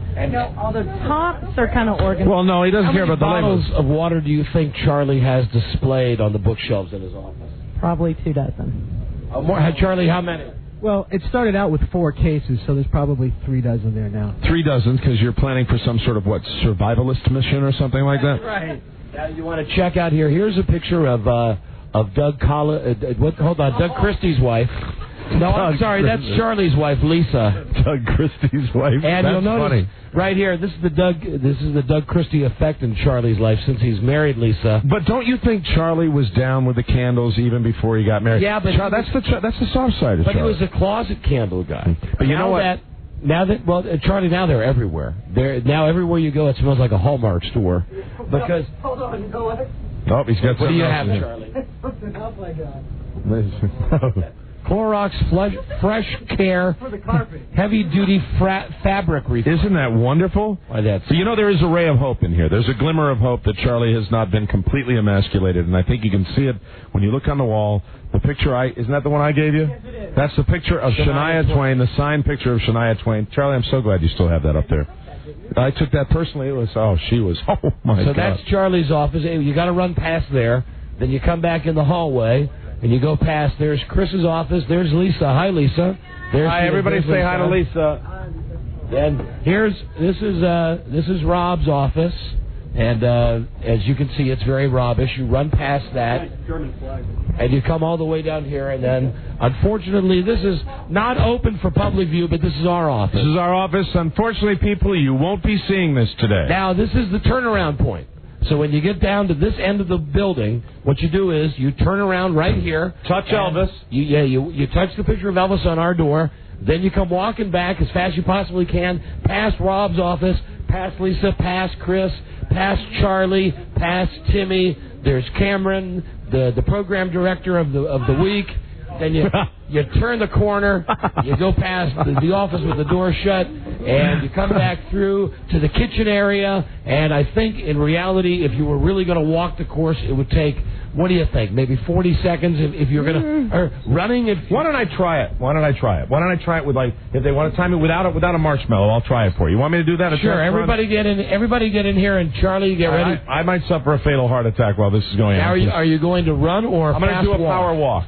All right, Charlie, you ready? I'm going to clench my butt together while I'm doing it. Are you ready on the time? All right. And go. Now, this is pretty good. Watching my... What's he doing, Charlie? He's already missed the table. Oh, no, I took the table out. They just go down this hall. And great. Charlie, all right, I touched go around tables and... How you doing, Mike? Oh, my butt feels good. You didn't look gay before. Here he goes. And what is the time, Charlie? What do you mean you don't know? I don't know. Dennis said 33 seconds. 33 seconds. 33 seconds. Let's interview Mike. Mike, how you doing? What? How you doing, Mike? I don't feel good, Don. I think I'm going to throw up. All right, our first... I don't feel good. Where's the Chinaman? Come here. Come here. Step up. All right, are you ready? Yeah, I'm ready. Now, just for the record, you're not Chinese, are you? No. Are you Korean? No. Vietnamese? No. Mexican? No. Chinese? No. Just one strange-looking guy. Filipino. Again, Mike, same difference. All right. That's why it's just, Japanese works. I'm always curious. Who has the marshmallows? I do. Robbie. Well, great. Rob, get your ass out here. Rob, stop eating them. You're just here from another room. These are not even open. All right. Okay, great. Open the bag. And now I see you've got on running shorts. You've got on jogging shorts. Got on your Nikes. Pick one out. That's a good one. Now, reach down behind and put it inside. You said tender, not exactly an unusual quality in a marshmallow. Tender. S'more-like. Do you have the marshmallow inside your pillows? I think so. You think? What do you mean you think so? Dennis, you're going to have to come and check. No, Dennis is not going to touch. Dennis is going to check to make sure the marshmallow is put. All right, take a look. All right. All right. Now. All right. Is Dennis going to remove the marshmallow? Yes. Dennis, where are your tongs? Well, then, if you don't have tongs, you better go wash your hands. We're going to have to get you some napkins. Are you ready? Almost. All right, marshmallow. Let me go down to the corner so I can report down here when he gets down here. All right, and Charlie's standing by. Dennis is ready to take the marshmallow out. Yeah, very excited. Really, I'm waiting with bated breath. Okay. And on your mark, get set, go. I'll tell you, from my standpoint, this guy is running his ass off. He is not walking. He is running. The question it's controlled running down. He's coming back now. He hit Elvis. Coming down the hallway. He's going to make a sharp turn. There we go. Will the marshmallow. Oh, boy. That's something. And there. Oh! Give him a round of applause. There we go. Charlie Broyhill, what was his time? Yeah, we need a marshmallow check. Marshmallow check stat. Let's get the time, though. What is it? 15:08. That's 15 seconds. All right, but check the marshmallow now. Dennis, check the marshmallow. Now, sir, you can retrieve it yourself, or you can have Dennis retrieve it. Is it in there? All right, Dennis, but will you tell us, is the marshmallow still in there? Do we have anywhere where we're going to put these marshmallows? Yeah, right here on the lunch table, Mike. Right on the community lunch table. Well, all right, let's take it out. Take it out and let's take a look at it. Okay. Here we go, right here. What'd you say? It's sticky, gooey, and... Think? I don't think I know. Pull it out and... All right, hold on. Put it on the table. You know, I'm examining it right now, Mike. Well, you know, and Dennis, I concur. No brown spots. Congratulations, sir. You're very clean. No brown spots. That's a tough time to beat. Who's next? Come on. Now we need somebody. Who's next? Hey, Fat Albert, come here. You got the Fat Albert shirt on. What's your name, my friend? My name's Glenn. Glenn, where you from? Greenbelt, Maryland. All right, Glenn. Here's what we need you to do. Happy Halloween. Yes, you may take your pants off. Rob has pointed out that Glenn is wearing a radar hat from MASH. All right. Oh, dear. All right. Well, what's wrong? The guy taking his pants off? No, I mean, well, yes, that's disturbing. But Rob pointed out that's from MASH. That's a radar hat that he's wearing. Radar O'Reilly. Isn't that interesting? I believe young punks are wearing those. Oh, is that what it is? Do you consider yourself a young tough? No, I do not. Okay, very good. Are you down with OPP? Yes, I am. Mm-hmm. Have a marshmallow. Now, insert it between the pillows, please. I would like to say that after our last young man participated in this event, it's extremely important that the marshmallow goes deep so that the people can, in fact, run the course with a time of 15 seconds. That's what they're going to have to do. Dennis, is it in there deep? Oh yeah. Yeah, it is. This is like going to the butt doctor because Dennis is actually looking in there. That is correct. Yes. We can't do that. That's right. Anything we can't have you do. That cannot count in the contest. If you want to do that, do it at home. Do it at home. On your mark. Get set. Go. All right, there he goes. Oh, he's flying. He's flying. Mike, I'll tell you this. He's holding his shorts. That's legal, I believe. Yes, he's holding his shorts by the legs. He's made it down to our office. Here he is, turning a camera in the office. This is the tough turn. Oh, he seemed to have a problem. He seemed to have lost control of the mellow. We might have slippage. What?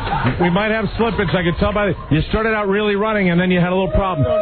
Did it start to come out? Let's see if it did or not. Let's remove it, please. Very good. Okay. Take it out, please, sir. And hold on a second. That's got some color on it. Do we have some orange? It's got a little yellow. Oh, there we go. A little bit. Very little bit. And not like that one lady 12 years ago. Time was 17.9 seconds. But stick around for the after party. So close. Let's get one more contestant on here before we break. A guy, a gal, makes no never mind to me. Here we go. Hi, what's your name? Steve. And, anybody want to take bets right now? I think we're going to see some orange. Are you dressed for Halloween, or is this just you every day? Every day. Every day. Where you know, I don't want to insult you. Wrestling? There's a television show on. Have you ever seen? I think it's on HBO. The show American Holler. No. Have you ever seen? Do you know the guy that goes to jail? Mike, do you remember the guy that goes to jail? He's a bit too sophisticated. I know, but he's very close. It's just a resemblance thing. Okay. Grab the marshmallow and put it. And I just want to say this guy really dressed up for the he did absolutely for the show today. Wearing the Manchester United shirt. And he's got the everybody loves. What do you call those? Those are corduroy pants. Dennis, would you check and? Oh, good. Now, Buzz, Rob, wouldn't you agree this is the best part, watching Dennis actually check inside the underpants? This is what makes Halloween a special holiday. He is the Dick Button of the marshmallow races. The only thing I'm thinking, I really think Dennis ought to... did you purchase tongs for this, or did you just show up?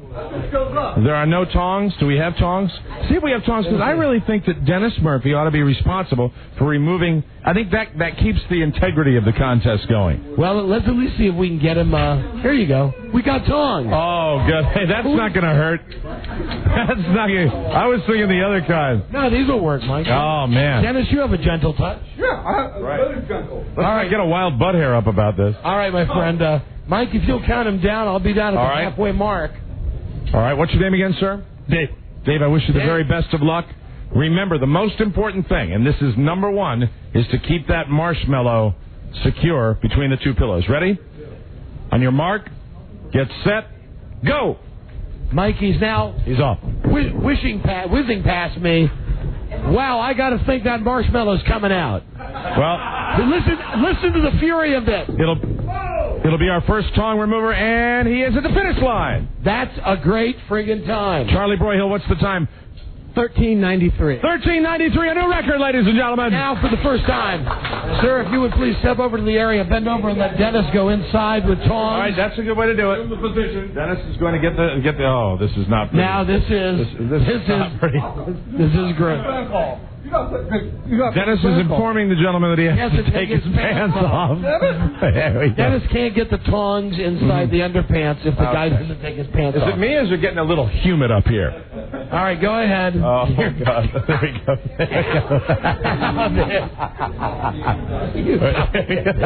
This is not...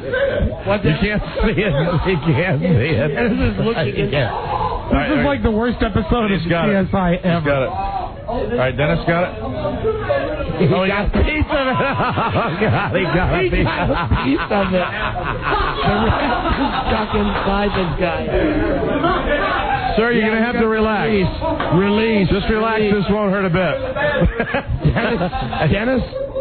I don't remember this being as gay as it was. Sir, you're going to have to go in with your hand and see if you can get the last piece. It's not good.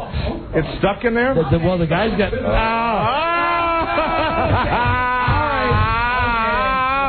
I don't want to play anymore. I'll tell you what it appeared to be, Mike. It appeared to be Jesus Christ. The marshmallow had one or two wood chips. Don, I believe those were perhaps nuts of some kind. Well, congratulations, you're the new leader. Thanks. Let me inform you that right over here to your right is a don't shake my friggin' hand. No, God, no. A sink. Wash your hands. You've just had your hands. I'd like to point out that the last marshmallow that was removed, that is not a complete marshmallow. No. There is some marshmallow that might be up by his small, I was just going to say, if this was CSI, you'd look at this and say, we are missing part of the marshmallow. We are missing part of the marshmallow. Let's make fluffernutters. All right, that's 3 down. We got how many? We got 5, 6 more to go, something like that. And girls, let's break. We'll go back outside to Joe before it gets dark. Then we'll come back upstairs for another round of the marshmallow races. You guys chill out and get a drink and have a great time and happy Halloween. Let me ask some of the contestants who haven't played yet today. How do you think your odds are looking now? I got a technique I think might work, so. And, ma'am, what about from a lady's standpoint? I don't know. I just want to go laugh. It's only you and that. There's only 2 girls here, so it's just you and her. I know. That's my strategy. I want to go laugh. All right, let me go talk to the other lady for a second. Can I tell you something? Sure. I think you'll take it. I think so, too. And listen, I'd like to point out. Dennis, knock it off. Quiet. I'd like to point out that the 2 women participants have enormous breasts. They do, big ones. Have you thought about topless? I have thought about it. Okay. Ooh, that'll be a surprise for later. How about you, ma'am? You thought about it? It's going to come down to whoever takes the most bonus time, the most. Yes.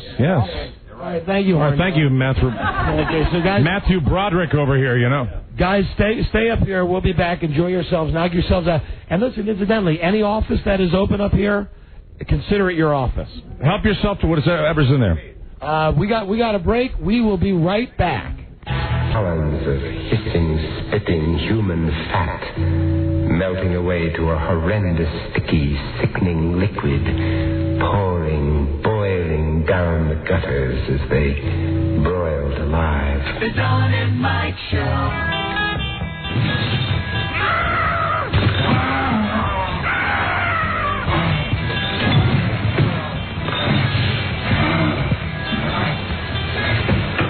You can call Don and Mike anytime from anywhere in America. 877-365-3636. They're ready to believe. Good. Hi, this is Fabio, wishing you a very happy Halloween. Rich with the good taste of hypocrisy. The Don and Mike Show. Well, the excitement that is the Marshmellow Races 2003. Yes. Mike, I've got your microphone turned on. Hello. Oh, there we are. Okay. I had it on. No, it wasn't on before. I mean, I don't know why, but I was talking into it. Well, I had it on. I had it on. That's spooky. Maybe that's a ghost. Thank you, Buzz. Thank you, Buzz. Anyway, the Marshmellow Races 2003. There are people still upstairs.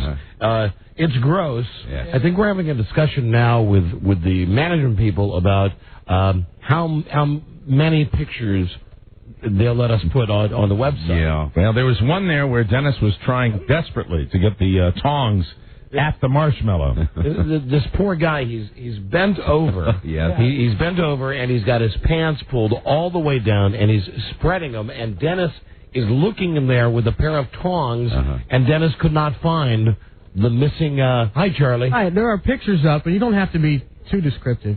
Oh, okay, I got you. So do the pictures tell the story?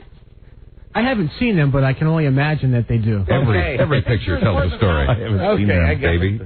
I have not seen them. But I am sure that they will tell these stories. I get jokes. So happy Halloween, everybody. Let's go back outside right now. It's time to check in with... Joe's not just a name, it's an idea. Joe Artinger, who's dressed as Elvis Presley this year. Joe is going to be trick-or-treating for beer. Howdy. And here he is now. How are you, Elvis?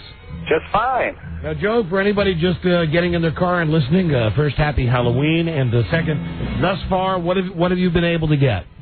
I have a Corona, Sam Adams Light, and a bag of cough drops. Have you enjoyed any of your booty yet?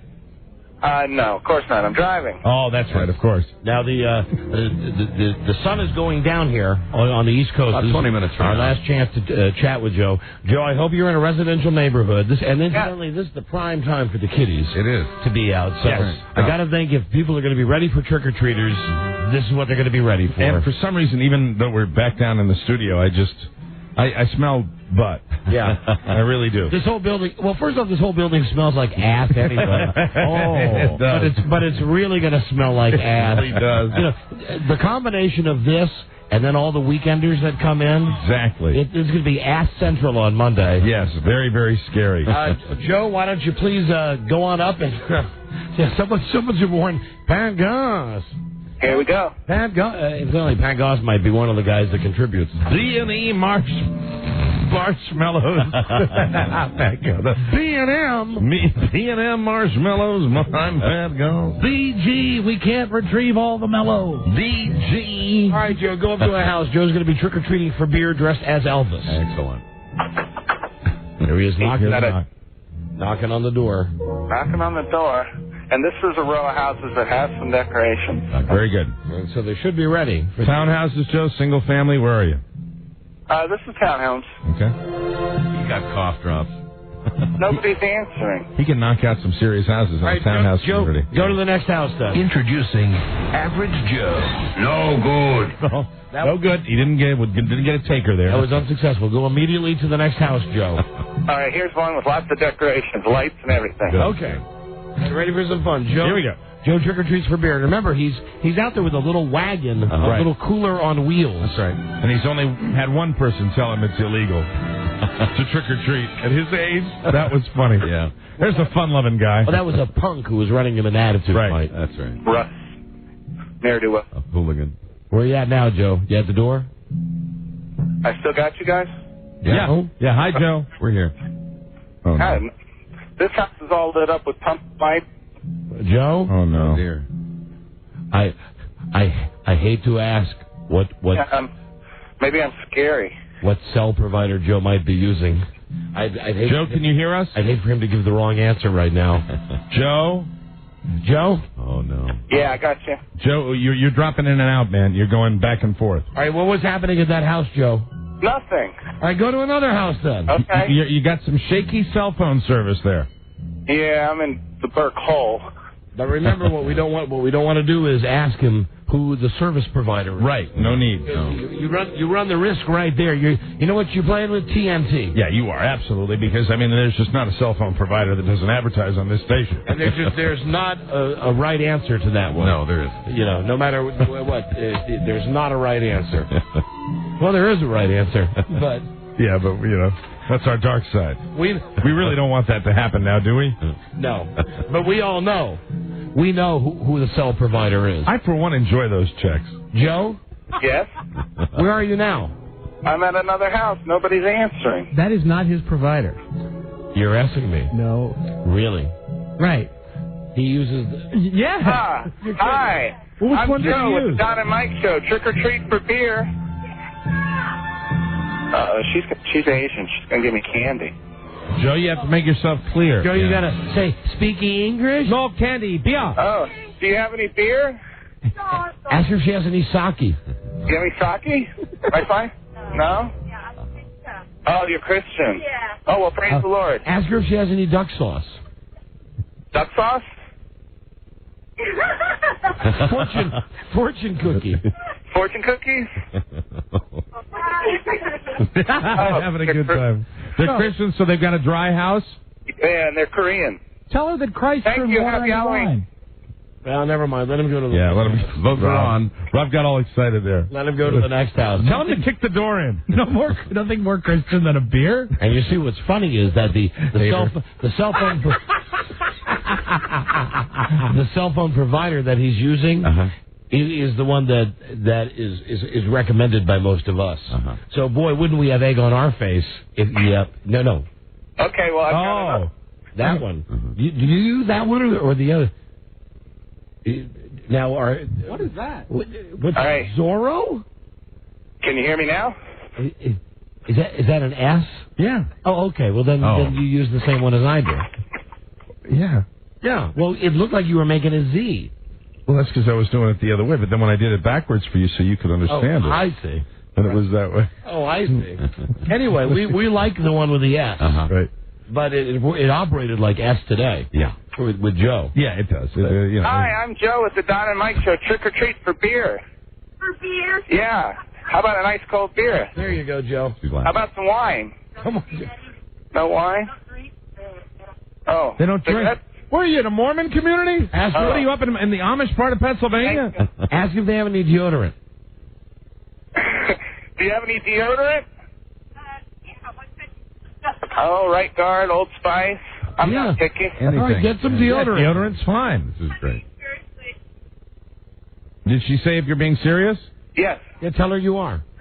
I'm serious. Say, I need something. He said, I need something from you. Say, I need something from your home. I need something from your home. Now, see, wait a minute. Yeah. How about if he doesn't get beer, he says, do you have anything I can have from your home? Yeah. And because you heard what she said. She said, I've got something great. like, what'd you get? A baby diaper. Okay.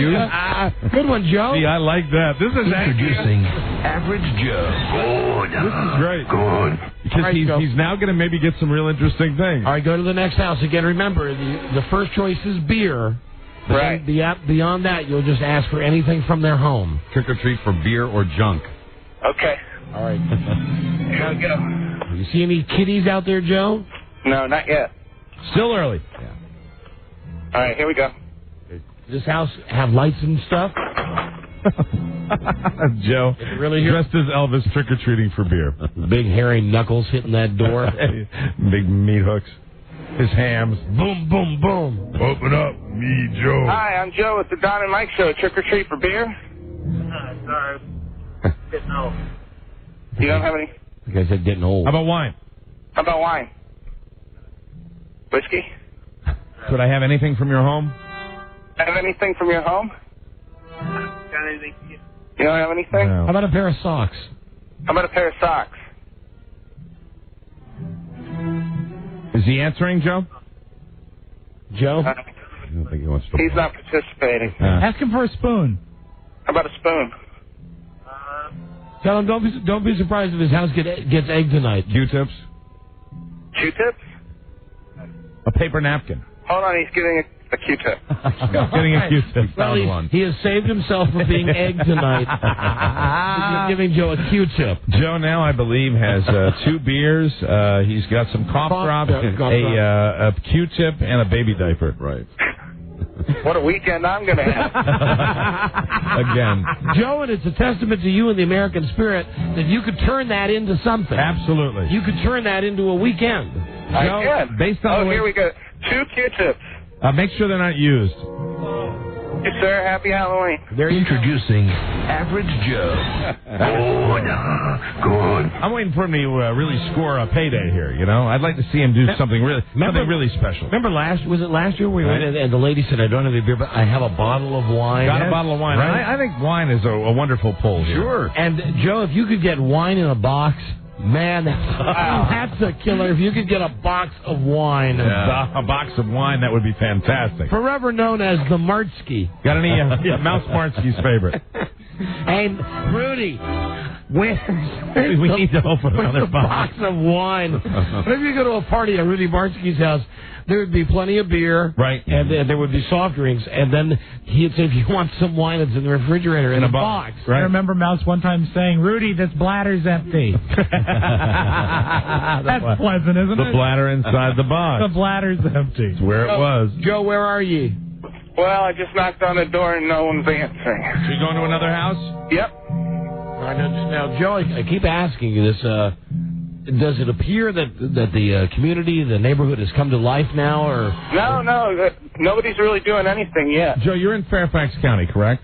Yes. See, unfortunately, I would have recommended that you go over the Prince William County line, where every house has plenty of beer. But there's lots of traffic getting out that way. No, I mean, that was just a Prince William County joke. Well, a joke, but also true. Yes, very true. The county that I used to live in. Here's a house with decorations and everything. All right, here we go. Joe, trick-or-treats for beer. I'm digging this music in the background, too. It's our super scary Joe music. Scary Joe. Hello? Joe? Oh, dear. Oh, Joe, he's been killed.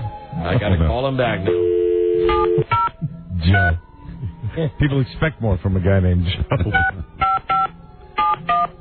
Trick-or-treat for beer. He's kind of low energy today, don't you think, Rob? Yeah. Fathers expect more from a kid named Joe. But I think that's what gets him beer. Mm-hmm. Come on, he's baby stepping. He's got 2 beers already. And he's got Q-tips. I just remember the clinking of the bottles in the cooler last year. Yeah, and he doesn't have enough bottles is what the problem is. Right. Just Sam Adams Light and a Corona down there all by their onesies. And the cough drops. And then you get your deadening effect with the diaper. I'll get back to you. Hey, was that Joe's voicemail? Jesus, who was that? Was that Alan King? Hold on a second. I'll get back to you. Thank you for calling Joe Ardinger. Hold on. That's too... Joe can't come to the phone. That's too nutty. Hold on. Let's just listen to... Turn the music. Let's just listen to Joe's voicemail if we don't get him. This is Joe. Leave a message. You might like my voice on the Don and Mike show, but this is the way I really sound. Jesus. Trying to call Joe now. Sweet, doughy-headed Joe. All right, we should get his voice. I'll get back to you. To leave a voice message, That's all it is? 1. Just wait for the tone. To send a numeric page, press 2 now. I always say this junk. At the tone, please record your voice message. Yeah. When you are finished recording, you may hang up or press pound for more options. I'll get back to you. This is Fabio, wishing you a very happy Halloween. Never mind, Joe. You're calling me back right now. Here he is on the hotline. Hi, Joe. Hi. Hey, just left you a message. Great intro you have on your voicemail, incidentally. Oh, I know. I got to fix that. Was it by design that all you say is, I'll get back to you? Is that what I say? Yeah. Yeah, that's what somebody I don't even does. remember. It was like 4 a.m. when I recorded that. You don't have an opinion. All right, Joe, we're running out of time here. You got to get a payoff. You got to hit one more house. Okay. Because now the sun is setting. Yes. People are getting more nervous. You're increasing the chances you're going to catch a bullet. And we got all the people upstairs still waiting for the Marshmellow contest. We're going to go back up and join them. Very good. Right. On this Halloween spooktacular. One more house with lots of decorations. Lots of What decorations. he's been going with. See what happens, kids. Scary. Scared yet? Very scary. Somebody's got to be home. Here, the light's on. Do you think Alan is more jittery than normal? Because it's Halloween? Probably. Think he's DJing? Hi, I'm Joe at the Don and Mike show, trick-or-treating for beer. You don't have any? How about a cold one? How about anything cold? How about anything cold? Wine? Wine? Spritzer? How about anything from your home? She seems to be going. From your home. How about a family photo? How about a family photo? Here, throw her. How about your diaphragm? Don't say that, Joe. I'm sure she doesn't have one. Don't say that. How about some item of personal grooming? How about a comb? There you go. She's getting one. She's getting it. Good. Okay. A comb. She's getting him a comb. Don, a comb isn't a payoff, though. No, it's not. Not a payoff at all. A bottle of, hard liquor would be a payoff. Oh, What's she doing, Joey? Joe? Yeah. Yes? What is she doing? She gave me a comb. Oh, all right. Get out of there, then. Get out of there and go to another house. Average Joe. Good. All right, one more time than we've given him before. He's losing interest. One more chance, Joe. And this time it's just got to be, hi, I'm Joe from Don and Mike. Trick or treat for beer. How about a cold one? Okay. Make it happen, Joe. Come on, Joe. Joe, your little almost empty wagon. Your wagon just has 2 beers, cough drops, Q-tips, diapers, and diapers, and a comb. Really, he's got everything he needs for a road trip now. If my kid came home with that, I would consider that a good haul. Yeah, terrific. Yeah, I'd say, all right, Daddy will keep the drinks, and look, a comb for you. Very good. Who'd get the diaper? Enjoy that. I'd probably get the diaper too. They can wash your car with it. Or I can just get wasted on the weekend and just cut loose. Just to cut loose? That's disturbing. You ever have one of those weekends where you just say, I'm just going to get so drunk, I'm going to get so wasted, no bladder, no bladder or bowel control. Yeah, but not an adult diaper, Don. It sounds like a regular diaper that you got, Makes it more fun. Makes it more fun, yeah. Tougher to fit into, though. That's for sure. Not a plushy suit. But. Damn sexy. How you doing in the neighborhood, Joe? One more house. Hey, Buzz, I was telling these guys, I didn't see CSI last night. I was so disappointed. Yeah, it was a letdown. We found out on this show a long time ago, plushie, and if you're a plushie fetish, you're a guy, it's primarily guys, who like having sex with little stuffed animals. Right. And the CSI last night involved plushies, but it was people who dressed up like the San Diego Chicken or like the Philly Fanatic. That's not the fetish, though. Not quite, yeah. And they put on these gigantic outfits like baseball mascots do, and then they would have orgies, but only some of them would take like their genitals out. So the raccoon suit, I think it was the raccoon suit, was just covered with semen. Yeah. When they put it under the black light. Oh, there you go. But anyway, tough job for Grissom. Not the best CSI I've ever seen. No. Could have been better. Joe? Hello? Because, I only say that because I have working knowledge from the show of what a plushie fetish really is. From the show. Not on your own or anything like that. No, I know from the show. We all learned on the show. Hi. Hi, Joe. Joe from the Don and Mike show, trick-or-treating for beer. How about a cold one? There, he said it right. You got an okay, Joe? Hey, guess what? What? He's hooking me up. Oh, there you go. Another beer. That's all we needed was one more payoff. See, the plushies that were on CSI last night, they weren't guys, and in my book, who am I to say, but normal guys, who enjoy having sex acts with little plush toys. Not at all. These were people who would dress up like... They dress up like in a mascot suit and then have sex? Yeah, thank you. They would roll around. What'd you get, Joe? Happy Halloween from the Don and Mike show. What'd you get, Joey? An ice-cold Coors Light. Hey! Yeah. Introducing Average Joe. Good. Success. And I think overall this year, Joe, would you put the stuff in your little wagon so we can actually hear? Do you have any bottles that clanked together this year? Yeah, hold on. All right, this was one of our favorites in previous years. 3 bottles. You're listening to Joe's Trick-or-Treat Bag. It is now. Dramatic sound effect, Joe. Joe, officially for the record, can you tell us what's your booty for Trick-or-Treat 2003? What'd you get? I got an ice-cold Corona, ice-cold Sam Adams Light, ice-cold Coors Light, a bag of cough drops, some candy, a comb, and a diaper. and a Q-tip. Two Q-tips. Right. 2 Q-tips. Well, there he is, everybody. It's Joe. Introducing Average Joe. And it seems good to just be playing this Children of the Corn music in back of it. All right, Joey. Great job. Come on back home. Okay. Okay. See you next year. See you soon. All right. Bye-bye. Hey, don't fall asleep on the way home. Bye-bye. Over and out. There he is, Joey. Another successful Joe trick-or-treat. Joe Archer dialing Right. for, driving for, doing the... Trick-or-treating for beer. Thanks, Mike. Hello. Don and Mike show. Hello. Oh, yeah. Yeah. That's the furries that you're talking about. The what?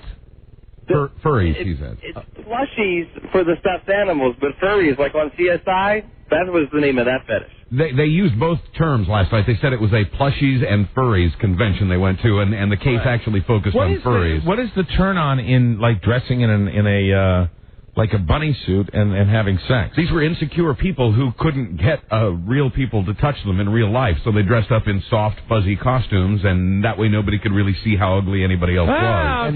But so you don't see what they look like? No, but at least you get touched. And sometimes gross. when you're in there, like there was one bear that was great. I gotta see this. It was called Sexy Bear, right? And it was like a big, almost like Chuck E. Cheese looking character, a big blue bear that had a bikini on, right? And so some guy was, rolling with it and getting ready to, let some white pee go. And then at one point they take off when Grissom and the other guys show up and they go, all right, everybody has to take off their heads. Right. Well, the guy takes off his giant mascot head and he looks and he sees. He's been humping another guy. Oh! Because it was a guy wearing the... I would imagine that was the setup for Grissom to have a lot of great lines. Did he have a lot of great lines last night? Yeah, you know what? As a matter of fact, there were more cliches than ever, like when they would go to commercials. Right. A lot of that, yes. Bossy Wazzy was a bear. Absolutely. Hello, Don and Mike show. Hi, this is Mike, and today is our 5th wedding anniversary. Mike, hold on, and let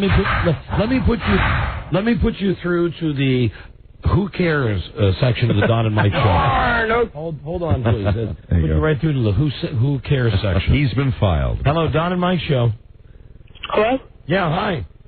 Hey, Dad, you should have asked, I can't remember his name. Hey, what are you eating? You don't want to know. No, I want to know. No, we do. Halloween. It could be anything. What is it? Tootsie Rolls. Tootsie Roll. How old are you? 13. Okay. 13, calling 5 years, son. Hello, Don and Mike show. Hi, Don and Mike. I just wanted to comment on the topic you were just talking about, plushies and furries.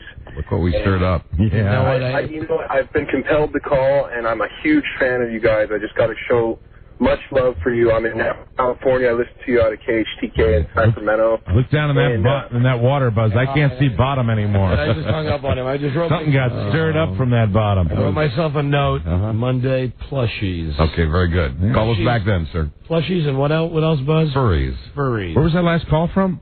Sacramento. Sacramento. Yep. Sacramento. Home of Doug Christie, who plays tonight. Yeah. When your Sacramento Kings play somebody, because it's on ESPN, so it must be a big game. Amen. So be counting. Be counting. And oh my goodness, what a night for Doug Collins. I keep getting his name right, Doug Christie.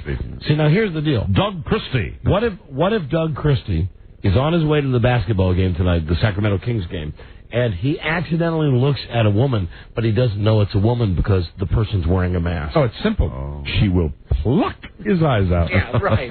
His wife. When we come back, we're going back to the executive level. Yes. Back to the humid level. Where we have more people smelling of ass, ready for the Marshmellow races. I believe the time to beat is somewhere in the neighborhood of 13 seconds. Yeah, we'll be right back. This is the Don and Mike Show.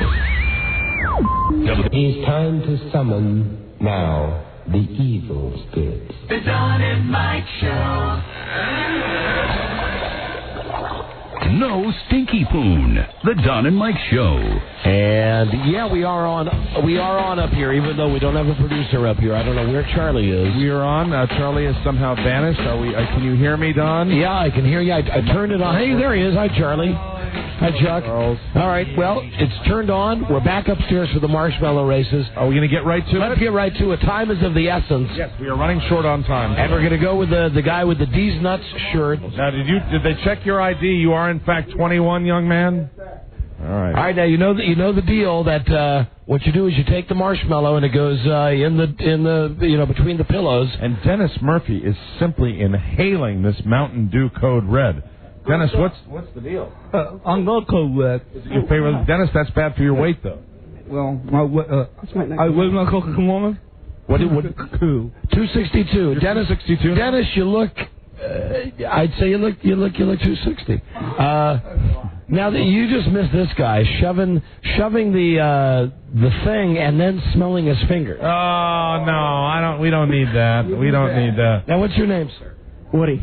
Woody's not his name. I guarantee you Woody's not. What are you doing? What are you doing to yourself? What are you doing? Mike, it looks like he's giving himself a wedgie. What? It looks like he's giving himself a wedgie, which would... This gyrating... What is... It wouldn't be against the rules, would it, Charlie?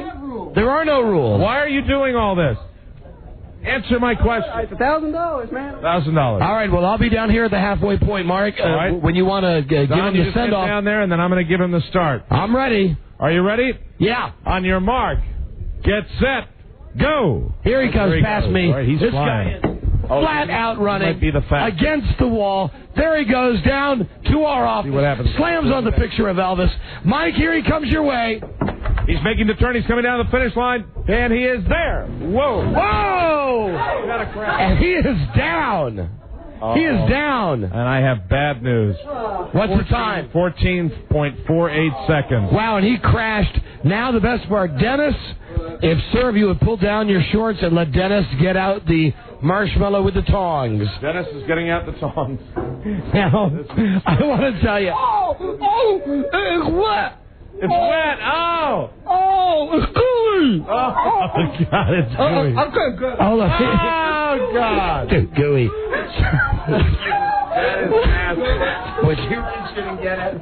It might have to come out later tonight. Oh, God. You can't get it, sir? That is as much as I'm getting. Oh, God. There are trace amounts on his fingers. That is all the marshmallow he was able to successfully recover. Now, one of our contestants, I have to ask, you saw him going in with his own fingers, and I saw you scream and turn away. What did you see? I didn't see anything. It just the thought was. You are so fortunate that you didn't see anything. Really. I'm sorry.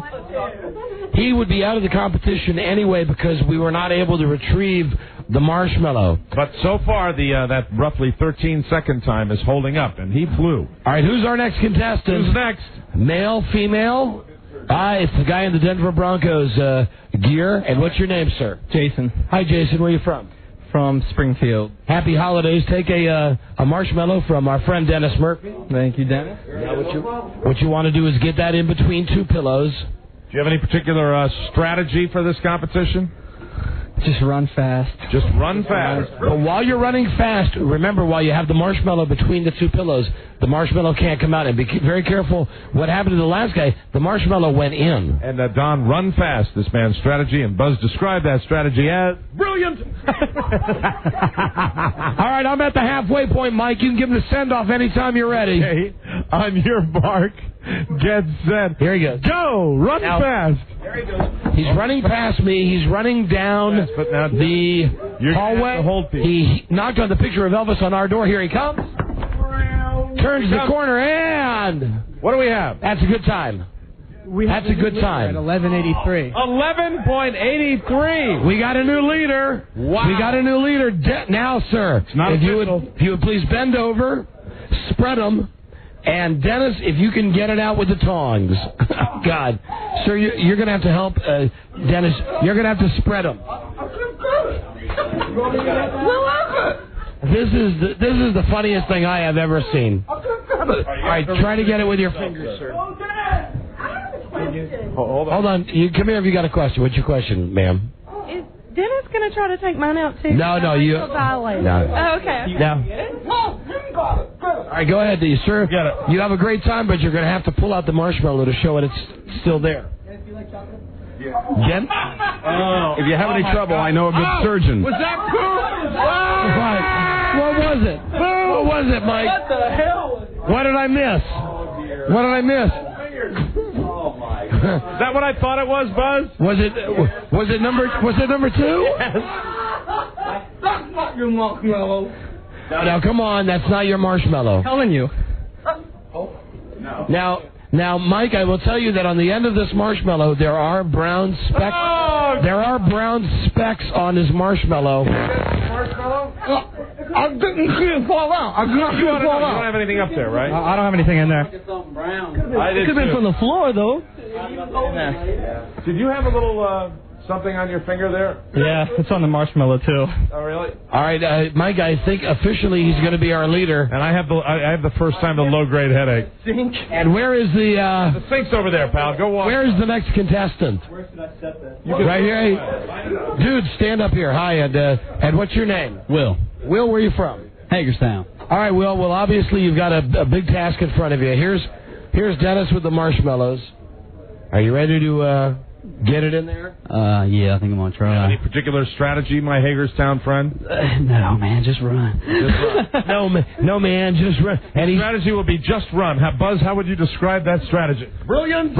All right, now, once again, if you just got in your car, I'm going to set this up. We have guys and girls who are upstairs in the third level of the building. They're taking Kraft Jet puffed marshmallows, putting them... Smells like ass up here. They're putting them in between two pillows, and they're running a course. They run down one hallway, run down another hallway, touch the door to our office, run back both hallways, and if they make it and the marshmallow is still in one piece... Yes, then they are victorious if their time is short, but the time to beat right now, Charlie, is... 11:83. 11:83, an incredibly daunting task. Do you think that you're up to it? No, I am. All right, Mike, send them down here. I'm ready. I'm at the halfway point. On your mark. Get set. Go. And here he comes as he passes me. Whoa! There he goes, bouncing off the wall. Now down to our office. Touches the picture of Elvis. Mike, here he comes around the circle. And what's the time, Charlie? The time. 13:14. Let's shoot. He knocked one of the few station public service awards off the wall. Oh, my God. When he bounced into the wall. Now, flying. Sir, perhaps the most humiliating part of this whole contest. Please, pull down your pants, spread them, and let Dennis try to get out the marshmallow with the tongs. What, Dennis? Oh, man. Oh, he got it. Oh, there it is. He got it.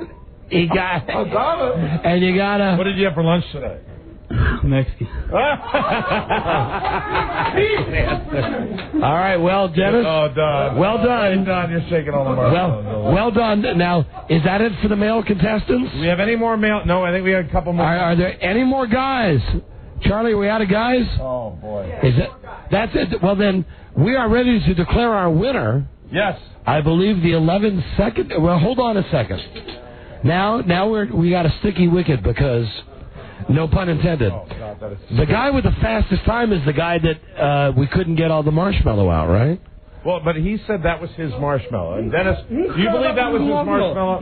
Oh, hold on. You know what? I'm getting the guys mixed up because the guy with the great time reached in with his hands and pulled out a little number 2 at first. Then what he did was he no, just come tell us then. No, when I went in to pull it out, it fell, and it went right by his foot. It was right there. All right, I believe him. I believe him too.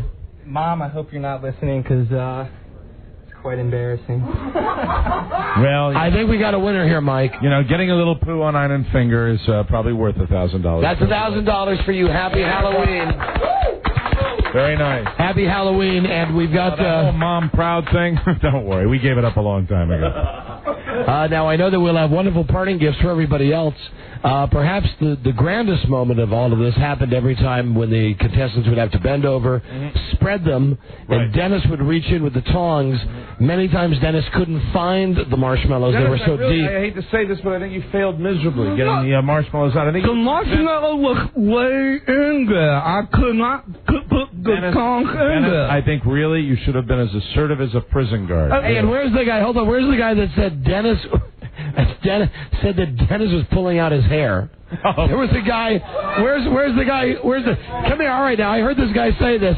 When Dennis reached in with the tongs, Dennis was pulling at your A hair. Yeah. The hair on the inside. Got a little too much. Man. The hair on the inside. A little too. Well, maybe he was a little more assertive than I gave him credit for. All right, Dennis. Good job. Thank you. When we come back, we're going... Yes, what? GunnMovie.com for my love song CD. GunnMovie.com. And how many love songs CDs have you sold? 22. 22. They're flying off the shelf. 22. Now, when we come back, there's only 2 girls here. Yes. And it's the same price. It's $1,000. It's quite a grudge match, and these two are going to go head-to-head or boob to boob. It looks to me like maybe one or both of them will be topless, and maybe... Have you changed your skirt? You've not changed your skirt? No. She said like no, Don. Have you adjusted your brassiere at all? No, I'm exactly the same as the last time you saw me. Oh, you just... she looked to me like she's been undressed. Well, maybe you were just doing that. During the maybe I was... You took your hair down. Took your hair down. May I just ask, just as a lead into this, what is your breast size? I'm a 38D. Oh, boy. And Buzz, what do you think of that? Trick or treat. Brilliant. And yours, ma'am? Your size, if you don't mind asking? 36 double D. 36 double D. Buzz Burbank. Brilliant. All right, so listen, the girls will go at it up here. Dennis won't be involved, girls. But remember, you get 5 extra seconds if you do it topless. You get 5 extra seconds if you put it in both places. And you get 5 seconds for each boob if you put a marshmallow under each boob. And what you could do, in theory, is run with your hands on the side of your boobs so that the marshmallows don't fall out. Then you just have to worry about them falling out your 2 holes. And I just spit all over the place, didn't I? You did. I'm sorry about that. You did. Well, it's exciting. When we're talking about breasts, the salivatory... The room's already contaminated. Yes, it is. Don't worry. I think that was brilliant. I think it was the handicap system that we devised would really, in a word, be brilliant. We'll be right back. This is the Don and Mike Show. Take them all, not me. I'm too young to die. Oh, the pain. The Don and Mike Show. Home of the world's dumbest millionaire. The Don and Mike Show. Oh, hi, Rob, and hi, everybody. Hello. Hi, Mike. We're back on the air. Yes, we are. Listen, before we finish the marshmallow races, Mike, there was something... You walked out of there, but didn't get a chance. Should I stay seated? Should I sit right here? No, I want you to come stand over here. Our contestant, what was your name? Woody, the D's Nuts guy. You might remember that we couldn't find any of the marshmallow. Woody's disintegrated completely. No, it didn't, Mike. If you look inside his soccer shorts...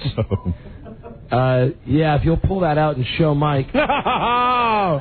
Oh, yeah, that would have been, Woody, that would have been a disqualification. That is a dollop. That is more than a dollop. Cameron, get a picture of that for the website. That is marshmallow fluff inside of your shorts. It looks like a hunk of cream cheese. That is pretty nasty stuff right there. What, Robbie? Isn't that how they make marshmallow fluff? That's exactly how. Yes. They have thousands of employees in their asses. That's right, and now we're ready for the best part of this entire gag. It's time for the ladies' competition. Now, any lady want to go first?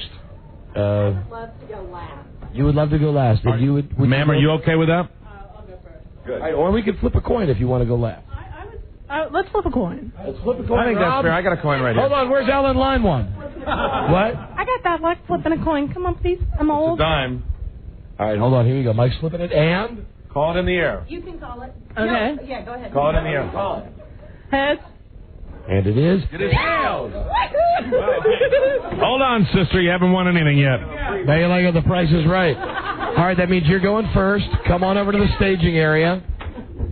Come on over and let's find out. What's your first name? Katie. All right, Katie. They call her Katie. As you know, Katie, the winning time for the guys is like 11 seconds. Oh, this room. So for girls, we imagine it's going to be a little slower. Now you have the chance to get 5 additional seconds if you do it topless. An additional 5 seconds taken off your time if you put a marshmallow in your love place, and an additional 5 seconds for each marshmallow that you can put under your boob. So you have really a chance to win this outright. You can have 20 seconds already in the bank. Right. What do you want to do? I think I will go for all of the bonus time. All of the bonus time. That's right. Way to go. That's right. Ma'am, that's not looking good for you if you're not going to step up, but we'll see what happens. Now, let's give the woman a little privacy back here. Excuse me, come fellas. Excuse me, there you fellas. go. All right. Now, someone has to be here to document this. This is true. For the show. Absolutely. And to make sure that the marshmallows are going where they're supposed to be going. The marshmallows. Why are we saying that? I do believe that this simple move will knock out any and all competition. I think this is it's a slam dunk. But you still must run the course. Yes, absolutely. With the marshmallows. We're going to you ready to put the one down there? I guess so. Okay, go for number one. Going in the front or the back? Back to first. Going in the back. Marshmallow number one. This is where strategy really enters into it. All right. Oh, it's cold. Oh. All right, now marshmallow number two, and that one's number two. In the front. In the front. All right, there we go. All right, there we go. Oh, my. Marshmallow. Baby. It's a lucky marshmallow. Happy Halloween. All right. Now what you're going to have to do, you don't have to take the skirt off, because the guys didn't have to. But the topless thing. Yes, she can do two things. She can either put the marshmallows under her breast and go topless, or just put them under the breast. But I think you're going topless for the whole bonus. A 20-second advantage. Yes, here you go. Yeah, she's kicking some ass today. All right, very good. And the running will begin shortly. The bra's coming out. There we go. And ready? Okay. All right, you're going to do it first? She's going to... Okay. Lick the marshmallows? Yes. Would you please? That was a quick answer. She's licking the marshmallows.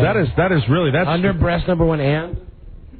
Licking number two and putting it under breast number two. That strategy is simply brilliant. Now, we'll need you to take that shirt off. All right. I think you know that. Now this is a trick also, because the marshmallows are already under her boobs, and she's taking the shirt off now. Now, I hate to be a stickler, but the fact is that she will lose the 5-second credit for the marshmallows under her breast if they fall out, too. If the marshmallows fall out, that's the rule. She could hold it, though. She could hold it? Well, that's fine. Okay, very good. It's going to work against your time. That's why strategy is so important. But she can't hold on to her breasts if she wants. All this strategizing. Even the side of them if she wanted to. Okay, all right, very good. All right. Let me ask the other girl. She's over here. Are you over here? Are you even playing, other girl? Yeah, I'm playing. All right. All right. Well then. All right, we're ready. What is your theory? I don't think the front one can stay in. Well, it'll stay in. Oh, wow. We'll find out. Maybe it's just your own personal experience. Maybe you're just a little looser down there. Oh, my God. Maybe wow. things just come out a little easier. All right, are you ready? I guess so. Are you ready to go topless? Here we go. Guess so. Then take it off. There, yeah, okay. Oh, there they are. All right, some jumbo jugs. Here we go. Oh, lovely tattoo on the back, too. And now this is going to be great going down the hallway, keeping in mind that she has a 20-second advantage already. Guys, the boys seem to be enjoying this competition. Oh, this is wonderful. This is a great Halloween show. How would you describe this to your fellow listeners who can't see it? little crazy. Little crazy. She's an attractive woman, got some nice jugs. If you say so, man. Oh, is that a question you asked, Rob? Did you just touch me with the hand that was in your... Hey, I'll wash my hands. But hey, share a little bit, Hey, Don, we're down here with a topless lady. Right? I'm sorry, I was talking to a douchebag. I'm ready. Are you ready? Mark. Yeah. On your mark, get set, go. And here she comes, holding her bosoms, running high. There she goes. Now she's making her way all the hall. She's going to She has to touch the picture of Elvis. She touched the picture of Elvis Mike with her breast. Yeah. Here she comes by. I'm looking for... Oh, baby. And... Yeah. Now. If she lost no marshmallows, her time is 3:43. So she did it in 23 seconds? Yeah. All right, 23 seconds. Now what we're going to need, we won't make Dennis do this, we're going to need you now to lift up each bosom. There's one. There's one marshmallow. There's two. Two marshmallows. Now if you would reach inside the front first, please. There we go. Get them all out. This is where it gets a little gynecological. Yeah, absolutely. And, reach in. Oh, hey, very nice. Very nice. Nice Lovely. hygiene. All right, very nice. Yeah, although it appears to have a glaze on it. Oh, God. And now the one from back there. And there. Now look how clean that one is. They're just like little daisies. That's wonderful. All right. Congratulations. Does she have any others? Just checking for bonus time. No, Rob. Now, our last female contestant. You have to admit. Where are you going, ma'am? Where are you going? Your competition did have them everywhere. Now, how do you want to handle this? Of course, you earlier had said you weren't going to do anything. What will you be doing? I guess I have no choice. No choice. Yes, she has no choice. Now we got a competition, boys. Here we go. So you've got 4 marshmallows, and I think the first thing you'll need to do is unbutton those jeans. All right. And So this is going to be now very interesting. You know what? This is very, very interesting because originally... What? Yes, we can close the door. yeah, privacy, please, Absolutely. guys. Just important. Main Street can still. And where are you from, Urza? Because you've got a great southern accent. Where are you from? Kentucky. Kentucky, girl. Show me stage. She's putting one of the marshmallows back there. There it is, back there. She's going to put the other marshmallow... I'm feeling confident. Okay. Oh, dear, not feeling confident. Confident in the competition or confident with your... You know, that's what women say in those commercials, right? For confidence all day long. It's a what? Very weird feeling. Very weird feeling. I think women across America are celebrating Halloween now by putting marshmallows in their orifices. And I tell you, her change in mind to to actually go with all the marshmallows put in the different places and go topless is absolutely brilliant. It's going to pay off with a real horse race here now. She's taking her shirt off. Taking the shirt off, and then she's got 2 more marshmallows to place under the breast. Now, are you gonna copy the trick of licking the marshmallow? I'm distracted for a moment. All right, here we go. I'm really, really distracted. Okay. Are you going to lick the marshmallows before you put them under there? Yes, she is. Yep, she's putting them under, jamming them under. Mike, I'm telling you, that's goddamn erotic. That is. It's fantastic. What we have just seen. All right. Are you ready to go? Yes, I am. Let's go. All right, we're going to open the door to the racetrack. Guys, we need to clear the area, please. You on the other side of the corridor, please. Mike, we're ready down here. On your mark. Get set. She's squeezing her bosoms. Go! Here she goes. She's off. Run, honey, run. She's making better time, I think. There she goes. She's moving down the hallway. The corner. She is around the corner. And she indeed has touched the door with her bosom. Here she comes, guys. Here she comes. French time. Making the final turn. Here she comes. She's flying down here. Absolutely going. And she crosses the finish line. And this is the big event right now. Charlie Broyhill. Did she do it? If she has all of her marshmallows intact, she did beat her with a point. All right. Oh, my. Wow. All right, let's check out the Did you get them out from under the breasts already? Okay. Yes, there they are. You saw that, Buzz? All right. Now we go down. We have to get the one Look out. at it, and all of a sudden she's not so shy now. No, she's not. She's very excited. She's reaching in. She's got one marshmallow. And now the last one from the front. From the left canal. Is really. And she wins. We have a winner. Oh, and I'm so sorry. We have a winner now. You did. It was a fantastic race and a fantastic competition. How do you feel, the woman that came in second?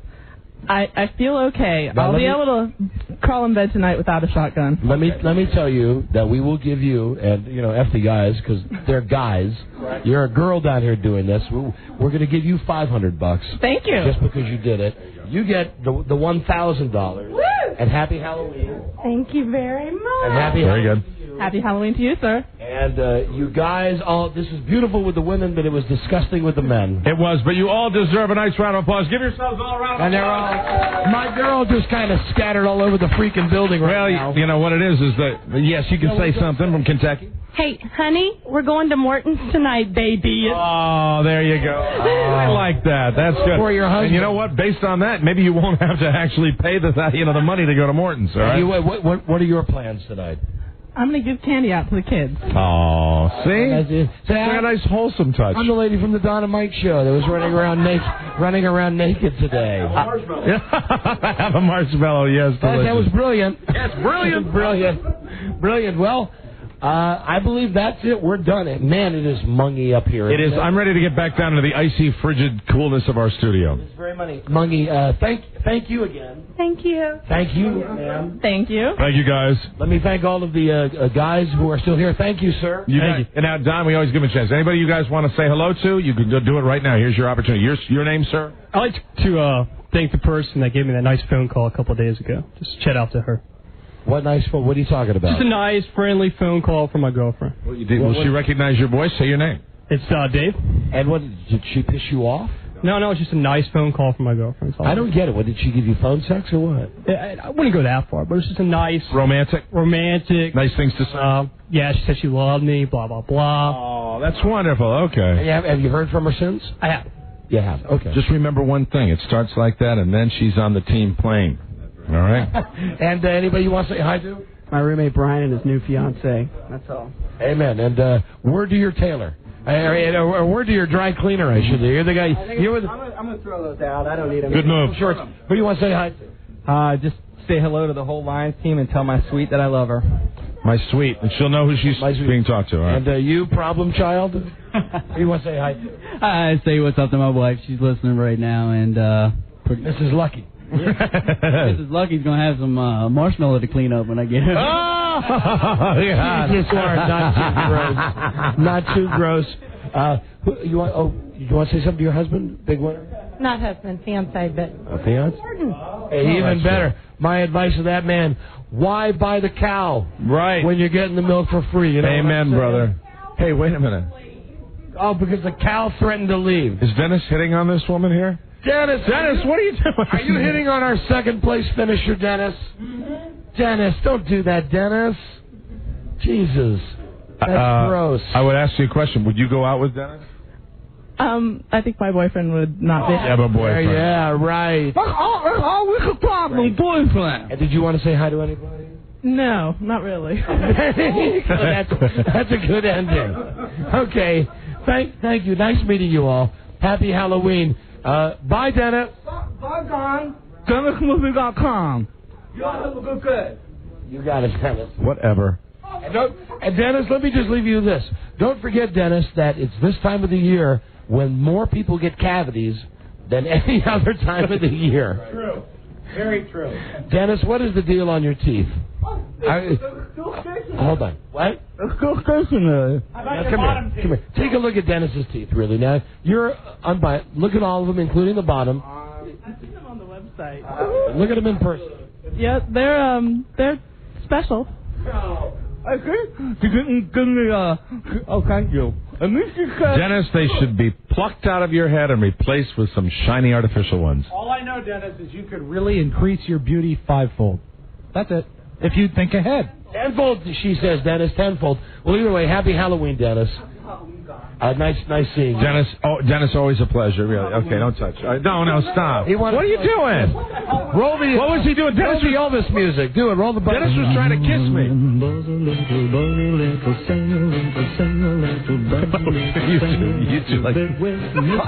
That was interesting communication there.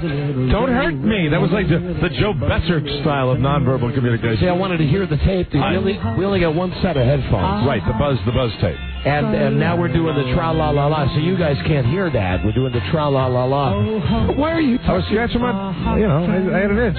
Okay. My sack. It's time for Buzz. It's all this marshmallow stuff.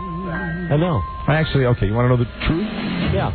I shoved a marshmallow in there when you weren't looking. Do it, Joe. Hit it. In a world where owning a radio was strictly forbidden, one man found a way to bring good news to his people. He is brilliant.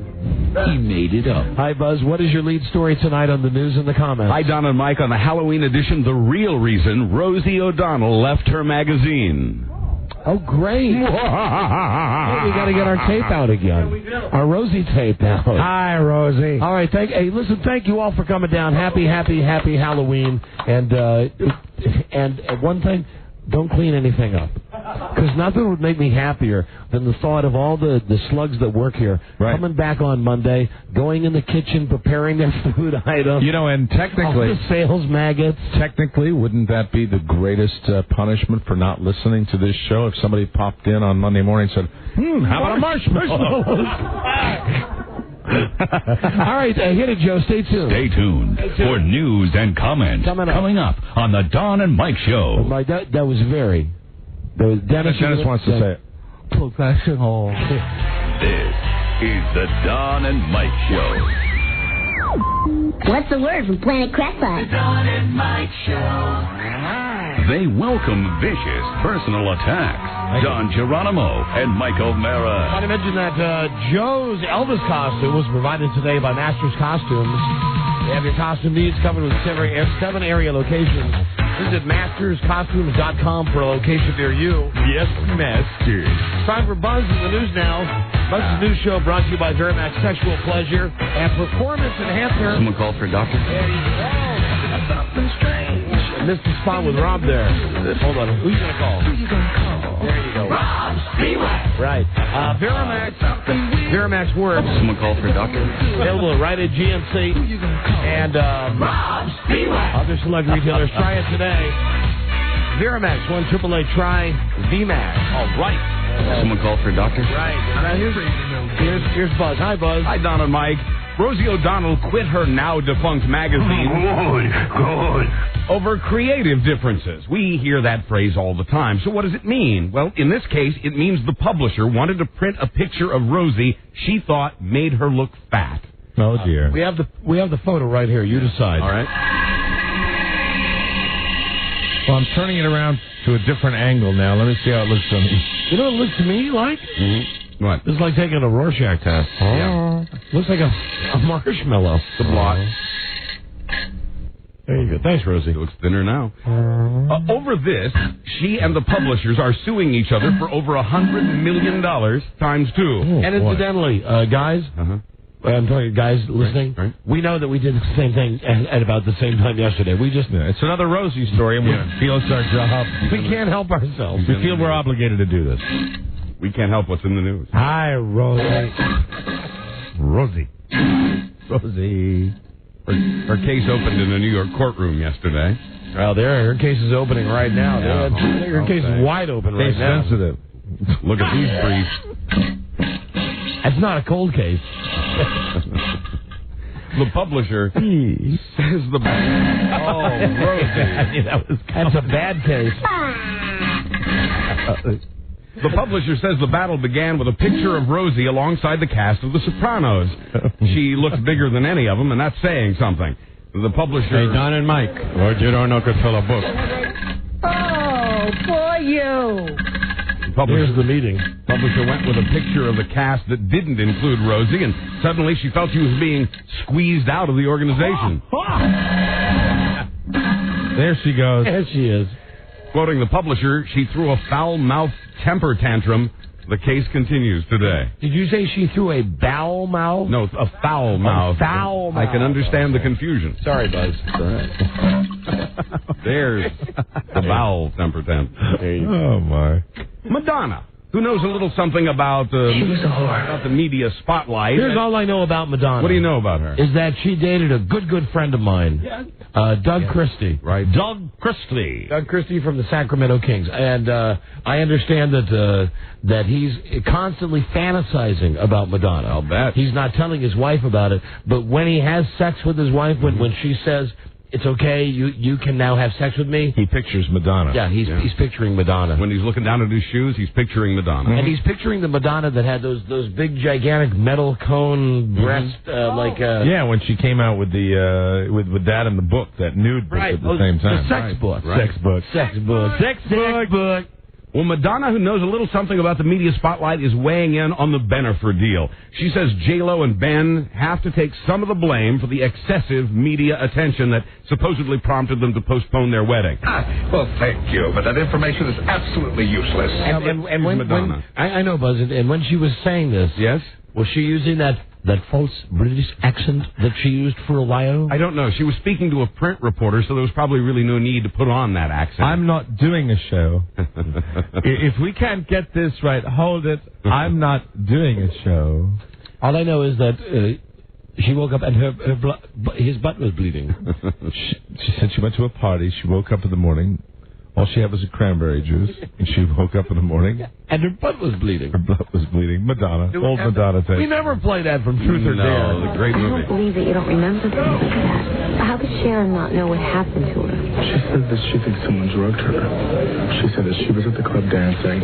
The next thing she knew is that she woke up. In her room? In her room, nude, and her stuff was stolen, and she went to the bathroom, and her butt was bleeding.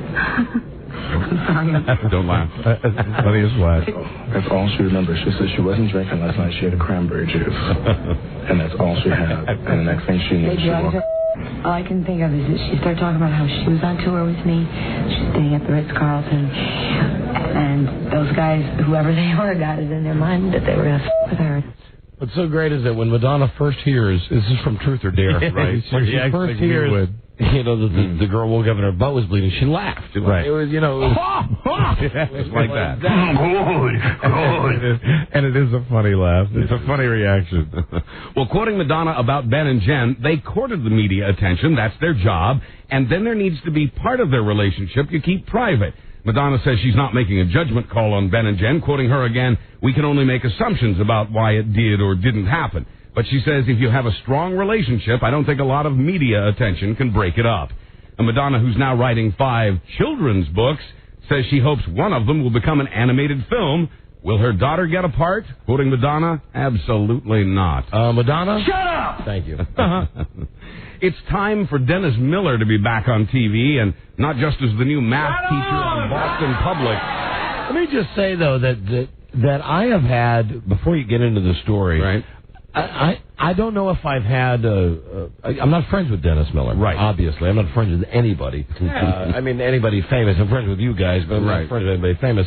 But I've read all of Dennis Miller's books. Right. And I love him on TV. Right. You love his rants. And and his books of rants really make me laugh out loud when I read them, because he writes with such clarity, and he's one of these guys that knows all the big words that end up turning into just F you, you're an F-ball. Right, exactly. But he does it with such class, and he's very funny. And I had always thought, what I liked about Dennis Miller was that I thought he looked at things kind of right down the middle, and maybe he leaned Democratic, but I always thought he did too. He would poke fun at both sides. Well, now, I mean, at least a couple of weeks ago, somebody called me one day, a radio friend of mine, and said, can you listen to Sean Hannity?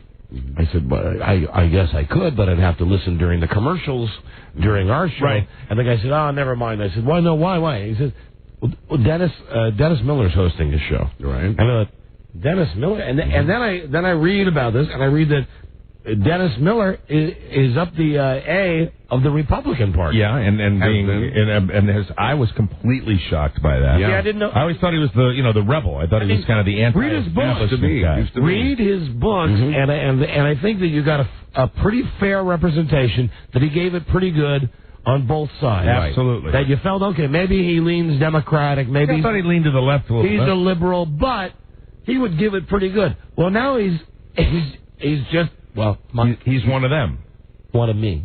But when I say one of them, I mean right-wing radio hosts, and that's what he is. And he was talking about something about dissing some people that were anti-administration or something. Right. Didn't he? What did he do? Yeah, he called out anti-war protesters at various points. He's defended the Bush administration a couple of times. Don, baby, how's it going? And he's now registered Republican. He even says that he thinks that Bill O'Reilly does a good show. Well, I guess we have another talk show host now. Yeah, it's CNBC. Coming from the right. That's so unique and original. You know what? Never been done. You know what's sad is that Dennis Miller, who truly is funny and is caustic and uses his brain and does everything right.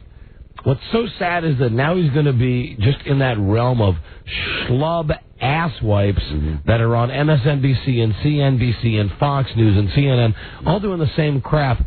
And really, I'd have to say, comedically, based on that move, Kevin Nealon is now more happening than Dennis Miller. There's a part of me that believes also that Dennis Miller is doing this for a career move. I think when you look at what's dried up for the guy, the Monday Night Football thing was a failure, and I think what it is he's just trying to pay his light bill. I really believe that. I think the HBO show was something that he walked away from. Yes. Yeah, he walked away from the HBO show. Now that was a great show because it was 30 minutes of, and this is the best example of when we were talking about Bono using the F word and how it should just be used in everyday conversation like we did.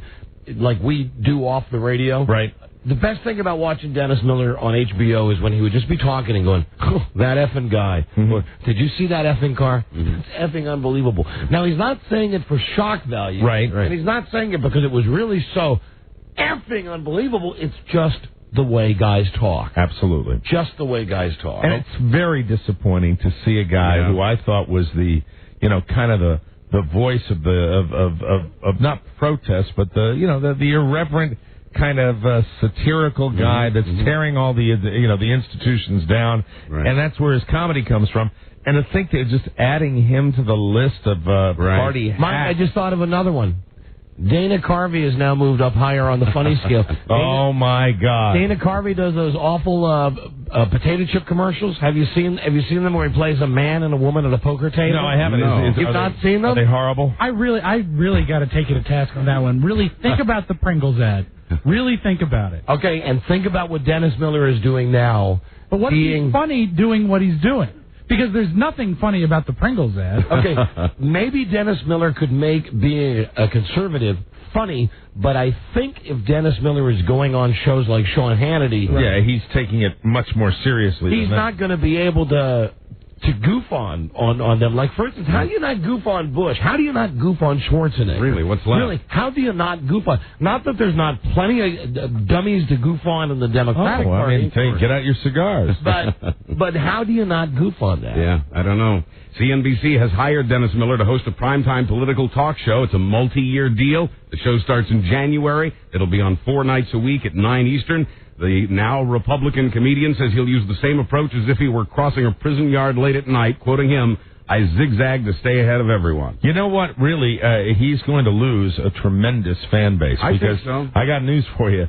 The people that have grown up watching Dennis Miller and are big fans of Dennis Miller come from a different agenda than that Fox News agenda. Well, I guess it's MSNBC. You know, let me say this too. Not that they are to be compared in any way, because I think one of these guys I'm going to mention is far superior to the other. But could you ever picture George Carlin? No. saying, "I'm going to do a talk show on CNBC." Absolutely not. Now, granted, George Carlin is way more to the left, and obviously more to the left than Dennis Miller is. But there's another guy who, back in the day, you looked for the same thing. I agree with your point when you say, though, it's neither side. I mean, you're a comedian. You don't... That's what I hate about when Leno comes out and endorses somebody. You know, David Letterman doesn't. You don't know anymore where David Letterman comes from politically. I think maybe it was reported once, but, you know... Has anybody thought about this?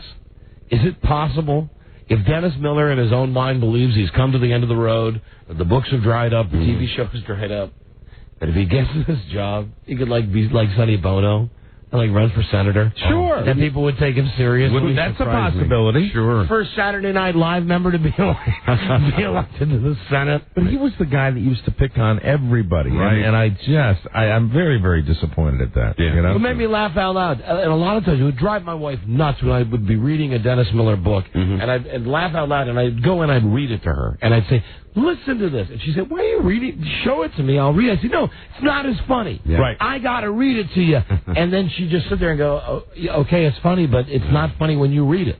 You know, why don't you call Dennis Miller up?" And it's the delivery, Buzz, because I don't have his deadpan delivery, and a lot of the stuff that Dennis Miller at least wrote was stuff that my wife would find offensive. That's right, Pancho. Yeah.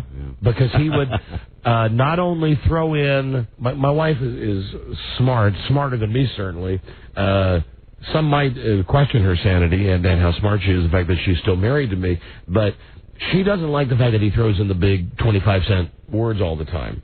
And that doesn't bother me. Like, sometimes I know she said, "Do you know what he meant?" And I said, "Yeah, I know." Yeah. She said, "What did that word mean?" I said, "Well, I don't know, but I got the gist of it from..." Yeah, he uses every inch of the English language, and, From what I understand. It's a drag. It really is. I would get genuinely excited. Yeah, And say, me too. God, this is like the funniest thing ever. Please let me read it to you. And that was part of the problem, too. That I go, "Please, I got to read it to you." So, listen, okay, so he says that President Clinton should go with, and then she's like going, "Okay." I lost on her. Shut up. Rants. I don't want a book on tape. Now, this is kind of funny. Peter Jennings might be about to catch up with Dan Rather in the race for craziest news anchor. Oh, here we go. Jennings was interviewing the widow of John Lennon last week at a charity art auction. Somehow, she talked him, Peter Jennings, into stepping inside a giant black cloth bag with her in front of 500 people. When they stepped out of the bag a few moments later, Jennings was struggling to put his shirt back on, and Yoko's clothing was disheveled. Oh, way to go, Buzz. Wow. Way to go. Oh, the alarm. Yeah, set off the alarm. I noticed you were crafty in the beginning of the segment. Avoided it. When you said the former wife of John Lennon. As long as I could. Say, these tapes are always good for the kids, the youngsters that are listening that might never get a chance to hear really a wonderful talent. The wife of the late Beatle, John Lennon. Never wondering what broke up the Beatles. Some might say that it was that Chapman guy. Right. No. They say, this right here we are. There she is. Okay. Click, click, click, click.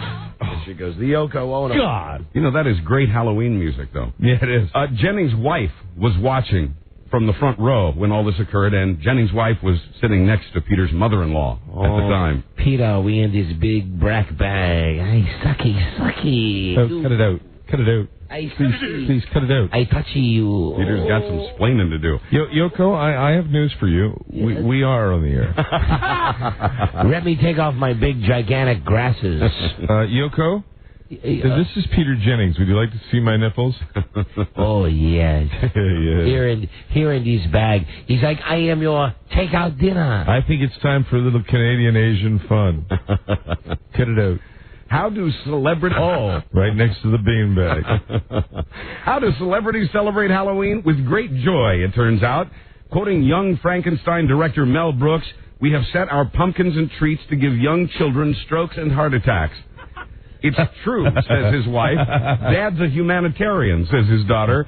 Sigourney Weaver was in Central Park this week as the Cat in the Hat. Kathleen Turner was there in a sensible black pantsuit. If you're Tony Soprano, what do you do to make yourself scarier? Okay, tie down, Mike. We appreciate it. Thank you. You put on a Shrek mask. That's what James Gandolfini did this week when he took his 4-year-old son to a kid's Halloween party in New York's Greenwich Village neighborhood. Other celebrities have their own favorite costumes.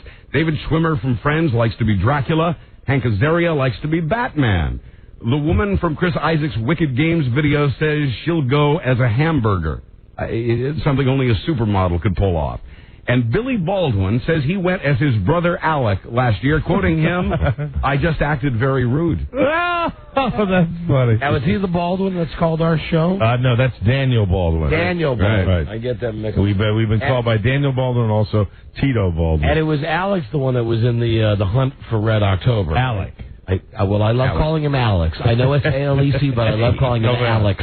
Alec Baldwin, one of your repertoire of impressions. I am God. There you go. This is Jack Ryan. My real name is Alex Baldwin. I haven't heard that in a while. And you know, that is your most consistent impression. Yeah. You know? Requires absolutely no talent. I turn the microphone all the way up and I go, hi. Well, who do you think you are? You think you're God? I am God. You are God. Alec Baldwin, ladies and gentlemen. My wife, Kim Basinger, my former wife. Yeah. Mm-hmm. She won the Oscar. Right. Yeah, what'd you do with it? I made it disappear. I said, Kim, lay on the bed. Now, where's Oscar's head? Look, Oscar's shoulders are gone. Oh, boy, are you sure you should play that game? I mean, what do you think you are, God? I am God. Great movie, Malice. Mm-hmm. Too bad he's such a prick. Yeah. And I hear he's a prick because I like Alex Baldwin.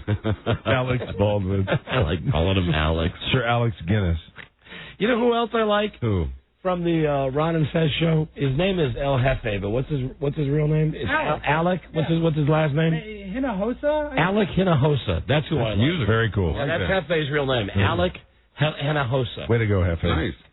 You see, the joke there would be his real name is Alex, and I know that his name is Alex, and the other guy's never mind. Don't worry about it. Never mind. Some clown robbed a bank. American. What was that, Kathleen Turner? Yeah, she was mentioned. Yeah, and Kathleen Turner was there somewhere, right? It has nothing to do with this hysterical situation. Kathleen Turner's been drinking. Think of more than a staring contest? What's that? What? Cold pork pie? She is weird. Well, hi, Rosie. Hi, Ballsy. Hi, Rosie. Hi, Rosie. Yeah. Hey, if we get out of here on time today, we got a break right now. All right, let's do it. So let's do this thing. We'll come right back. This is the Don and Mike Show.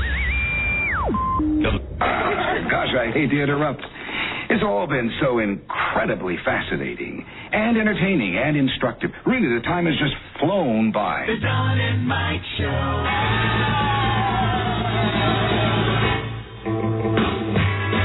The leading cause of obesity in America, the Don and Mike Show. Well, we've hit the bottom of the barrel now, friends. Thank you for playing my favorite song. It looks like a purple people eater to me. Yeah. The one-eyed, one-horn, trying purple people eater. That's right.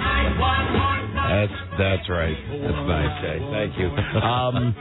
Here's Buzz. Mike is left, and I'll tell you what. I was happy to say to Mike, go ahead. Yeah. All of those years that I would leave early on Trick or Treat night to go take my kid out trick or treating. Right. Mike is doing the same with his daughters tonight. So Godspeed, Mike. Yeah. Godspeed to Mike, who is dressed tonight, incidentally, as DJ Mike O'Mara. That's the costume. See if you can spot him. See if you can spot him. You know, and don't forget the ticket for the Don and Mike Impossible contest. Mm-hmm. And now, once again, here's Buzz. Thanks, Don. Some clown robbed a bank in Virginia Beach yesterday. Literally, a woman in a clown suit walked into the Bank of America branch in one of the town's busiest streets in broad daylight. She handed the teller a note demanding money. The clown took the money, got in a cab, and left. What was the name of that clown, that bondage clown that we were going to have on the show? He lived out in the Bay Area. Right. And he had his clown, he had a horn. He had like a...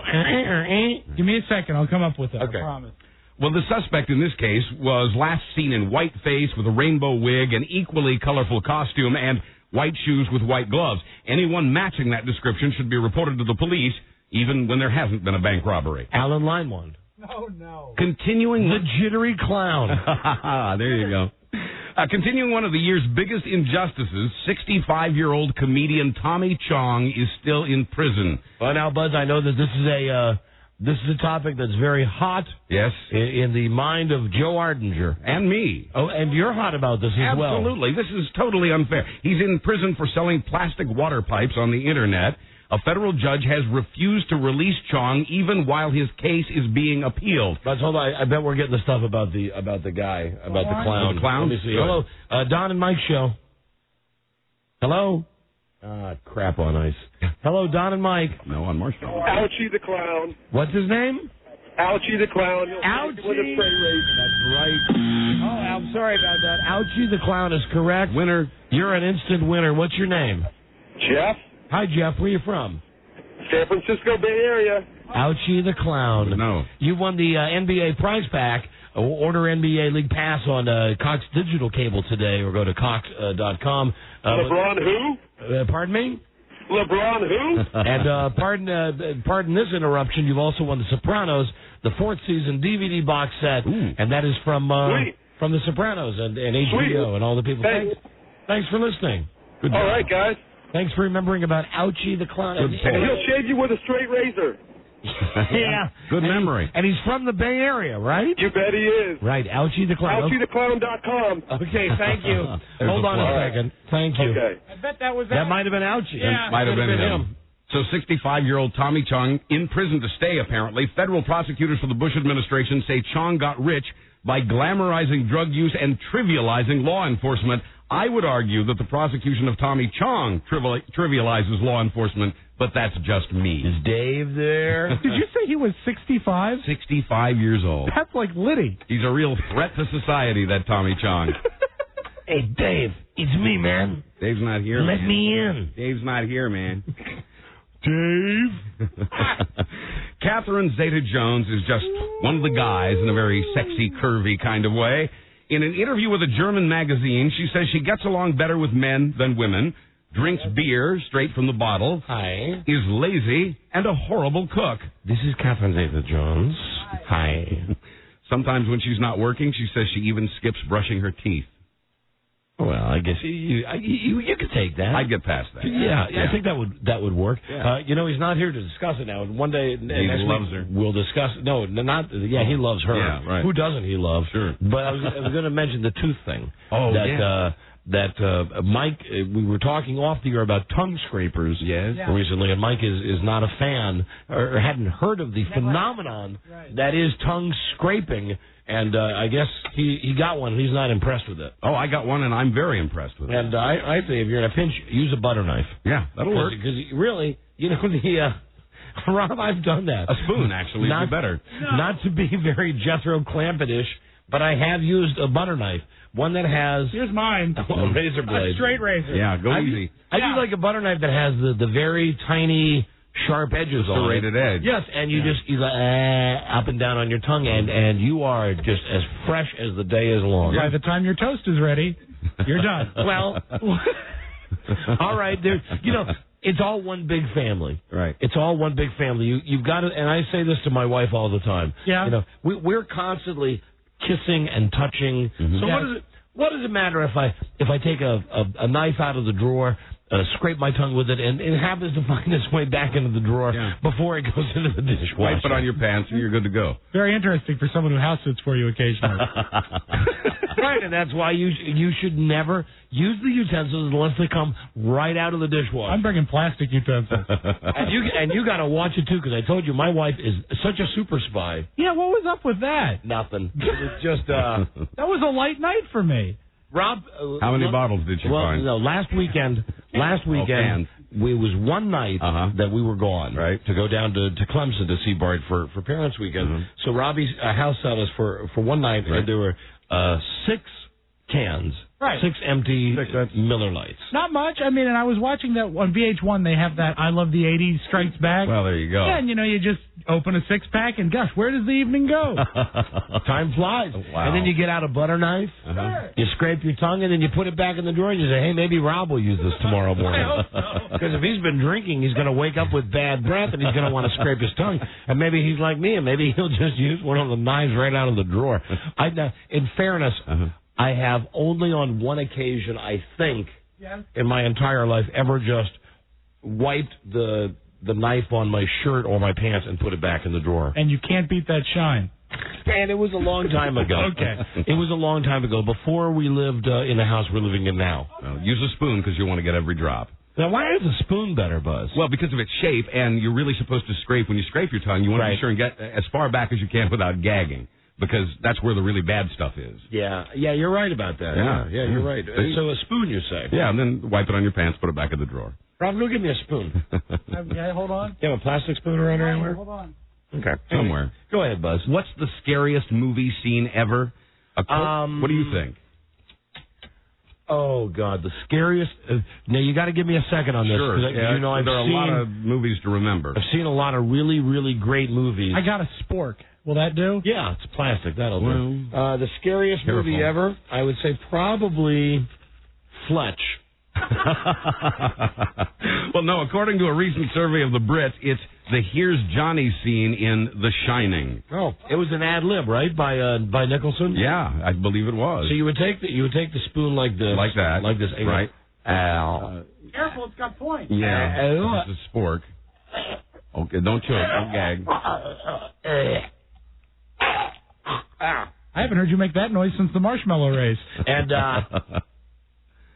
here, you're scraping all the gunk off your tongue, which gives you fresher breath. That's right. And everything tastes better because you get that gunk off your tongue. Unless, of course, you're gagging. What are you doing? I'm cleaning. Wow. Man, that like got my cleaned up my sinuses and everything. You look great. Do you taste copper? That's great. Listen, if you get a chance, scrape your tongue this weekend. Yeah, everybody should. And if you got some kids coming over to the house tonight and you don't know what to give them, you're running out of full-size Snickers or whatever, just give them little plastic knives and spoons. Yeah. Oh, I thought you were going to say give them scrapings. Thank goodness you didn't say that. So here's Johnny from The Shining, the scariest movie scene ever, according to this British survey. The head-spinning scene in The Exorcist came in second.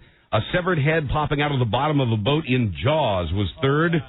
Fourth place went to the moment when a baby alien burst out of John Hurt's chest in Alien. And the crying scene in the Blair Witch Project rounded out the top 5. Woo-hoo, man, that's cool. What about... oh, man, give me a second. I'll think of the movie, because I know there's a scarier one. Just go ahead. I'll jump in when I get it. In the meantime, let me tell you, Californians are not the only crazy voters in the world. In Germany, the citizens of southeast Berlin have just elected Dracula to their city council. Dracula's with the Free... Really, when did he leave the building today? Dracula's with the Free Democrats Party. Actually, he's Ottomar Rodolph Vlad Dracula Prince Kresalesco. Of course he is, Buzz. Who claims to be a descendant of the original Dracula, Vlad the Impaler. Vlad. Vladimir. Hey, it's Vlad. What's happening, dude?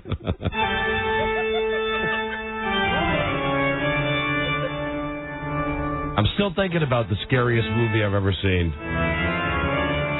It might have to be Lucky Numbers. Lucky Numbers. with John Travolta and Phoebe from Friends. Oh, that is horrifying. Yeah. You still wake up screaming? I'm just trying to think of the most obscure POS movie I've ever seen, and I'm sad to say that I've seen them all. I've sat through that one. It's the one where John Travolta is a TV weatherman in Harrisburg, Pennsylvania, and figures out a way to rig the lotto by having Phoebe from Friends smuggle in something that makes the heavier balls, right? Yeah, heavier balls, making the ping pong balls pop up in the order that they already know. I tell you, the movie that made me actually make when I was in the theater was Clue. Well, okay, Colonel Mustard. No, I think nominated for scary movie ever is the Jeff Goldblum Fly. That was really scary, I thought, when it came out. No, I don't think it was really. That was not. It was gory. Here's scary. Really, if you're being serious, it's scary.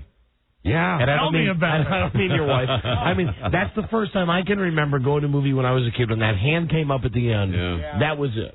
That was scary. In sports, the NBA's decided to use the music of Justin Timberlake for its ABC Sports broadcast. The song Can't Get Enough will mostly be used for promotional spots. And the NBA, meanwhile, they're also courting the Chinese. The league will distribute newspaper supplements in China tomorrow, where over 300 million homes already watch NBA games. Attention! Attention! Basketball is one of the hottest sports in China. You must get tongue scraper now. Look, he is pointing to his wife. He's not allowed to date Madonna. I must be your tongue scraper. I must be your tongue scraper. And that's another loose end from this week's show. Yes. Yeah. When is Young Duck Ong? When are we going to hear from that guy? Soon, I hope. Only a couple of days till Election Day. He's running for office. Yeah. Finally, you want scary? Yeah. Check out the display in Holland of antique prophylactics. It's part of an exhibit called 100,000 Years of Sex. Do they have your picture there? Yes, I'll greet you at the door. Big wooden rubber. The exhibit, yeah, I still have splitters. The exhibit includes the world's oldest condoms, even older than the ones in your wallet. Some of them are made from animal and fish intestines. Very scary. Very scary, Buzz. I'm Buzz Burbank on the Don and Mike Show. You get a solid rock diaphragm. Buzz's wooden rubbers. And then they're not rubbers, they're wooders. No, yeah. And then Buzz, we call them woodies. In ye old time, but yeah. My fair lady, my lass. For I would like to be the cocksmith with you. Don't delete that out. And now where is my wooder? All right, well, we got to go. Yes, we do. That's it. Have a great weekend, everybody. Don't hurt yourselves. Yeah, happy Halloween. Love you, Frida. Love you, Bart. Mike, have a great time with your kids. We'll see you on Monday with the all-new episode. And good day to you, sir. Good day to you, sir. Well, okay, Mike, good day. I point to the chair. He's not even there. That's but, all right. Right there, I'm giving him the... Getting it done. That's right. And you? Can I lick the marshmallow before I place it? I'll see you tomorrow night at the party. Oh, yes. Yeah. DM, eaters all. Till we meet again, this is Sammy Davis Jr. saying, be kind, be nice, and I hope the next performer has the pleasure of having as nice an audience as you've been tonight. And let me leave you swinging.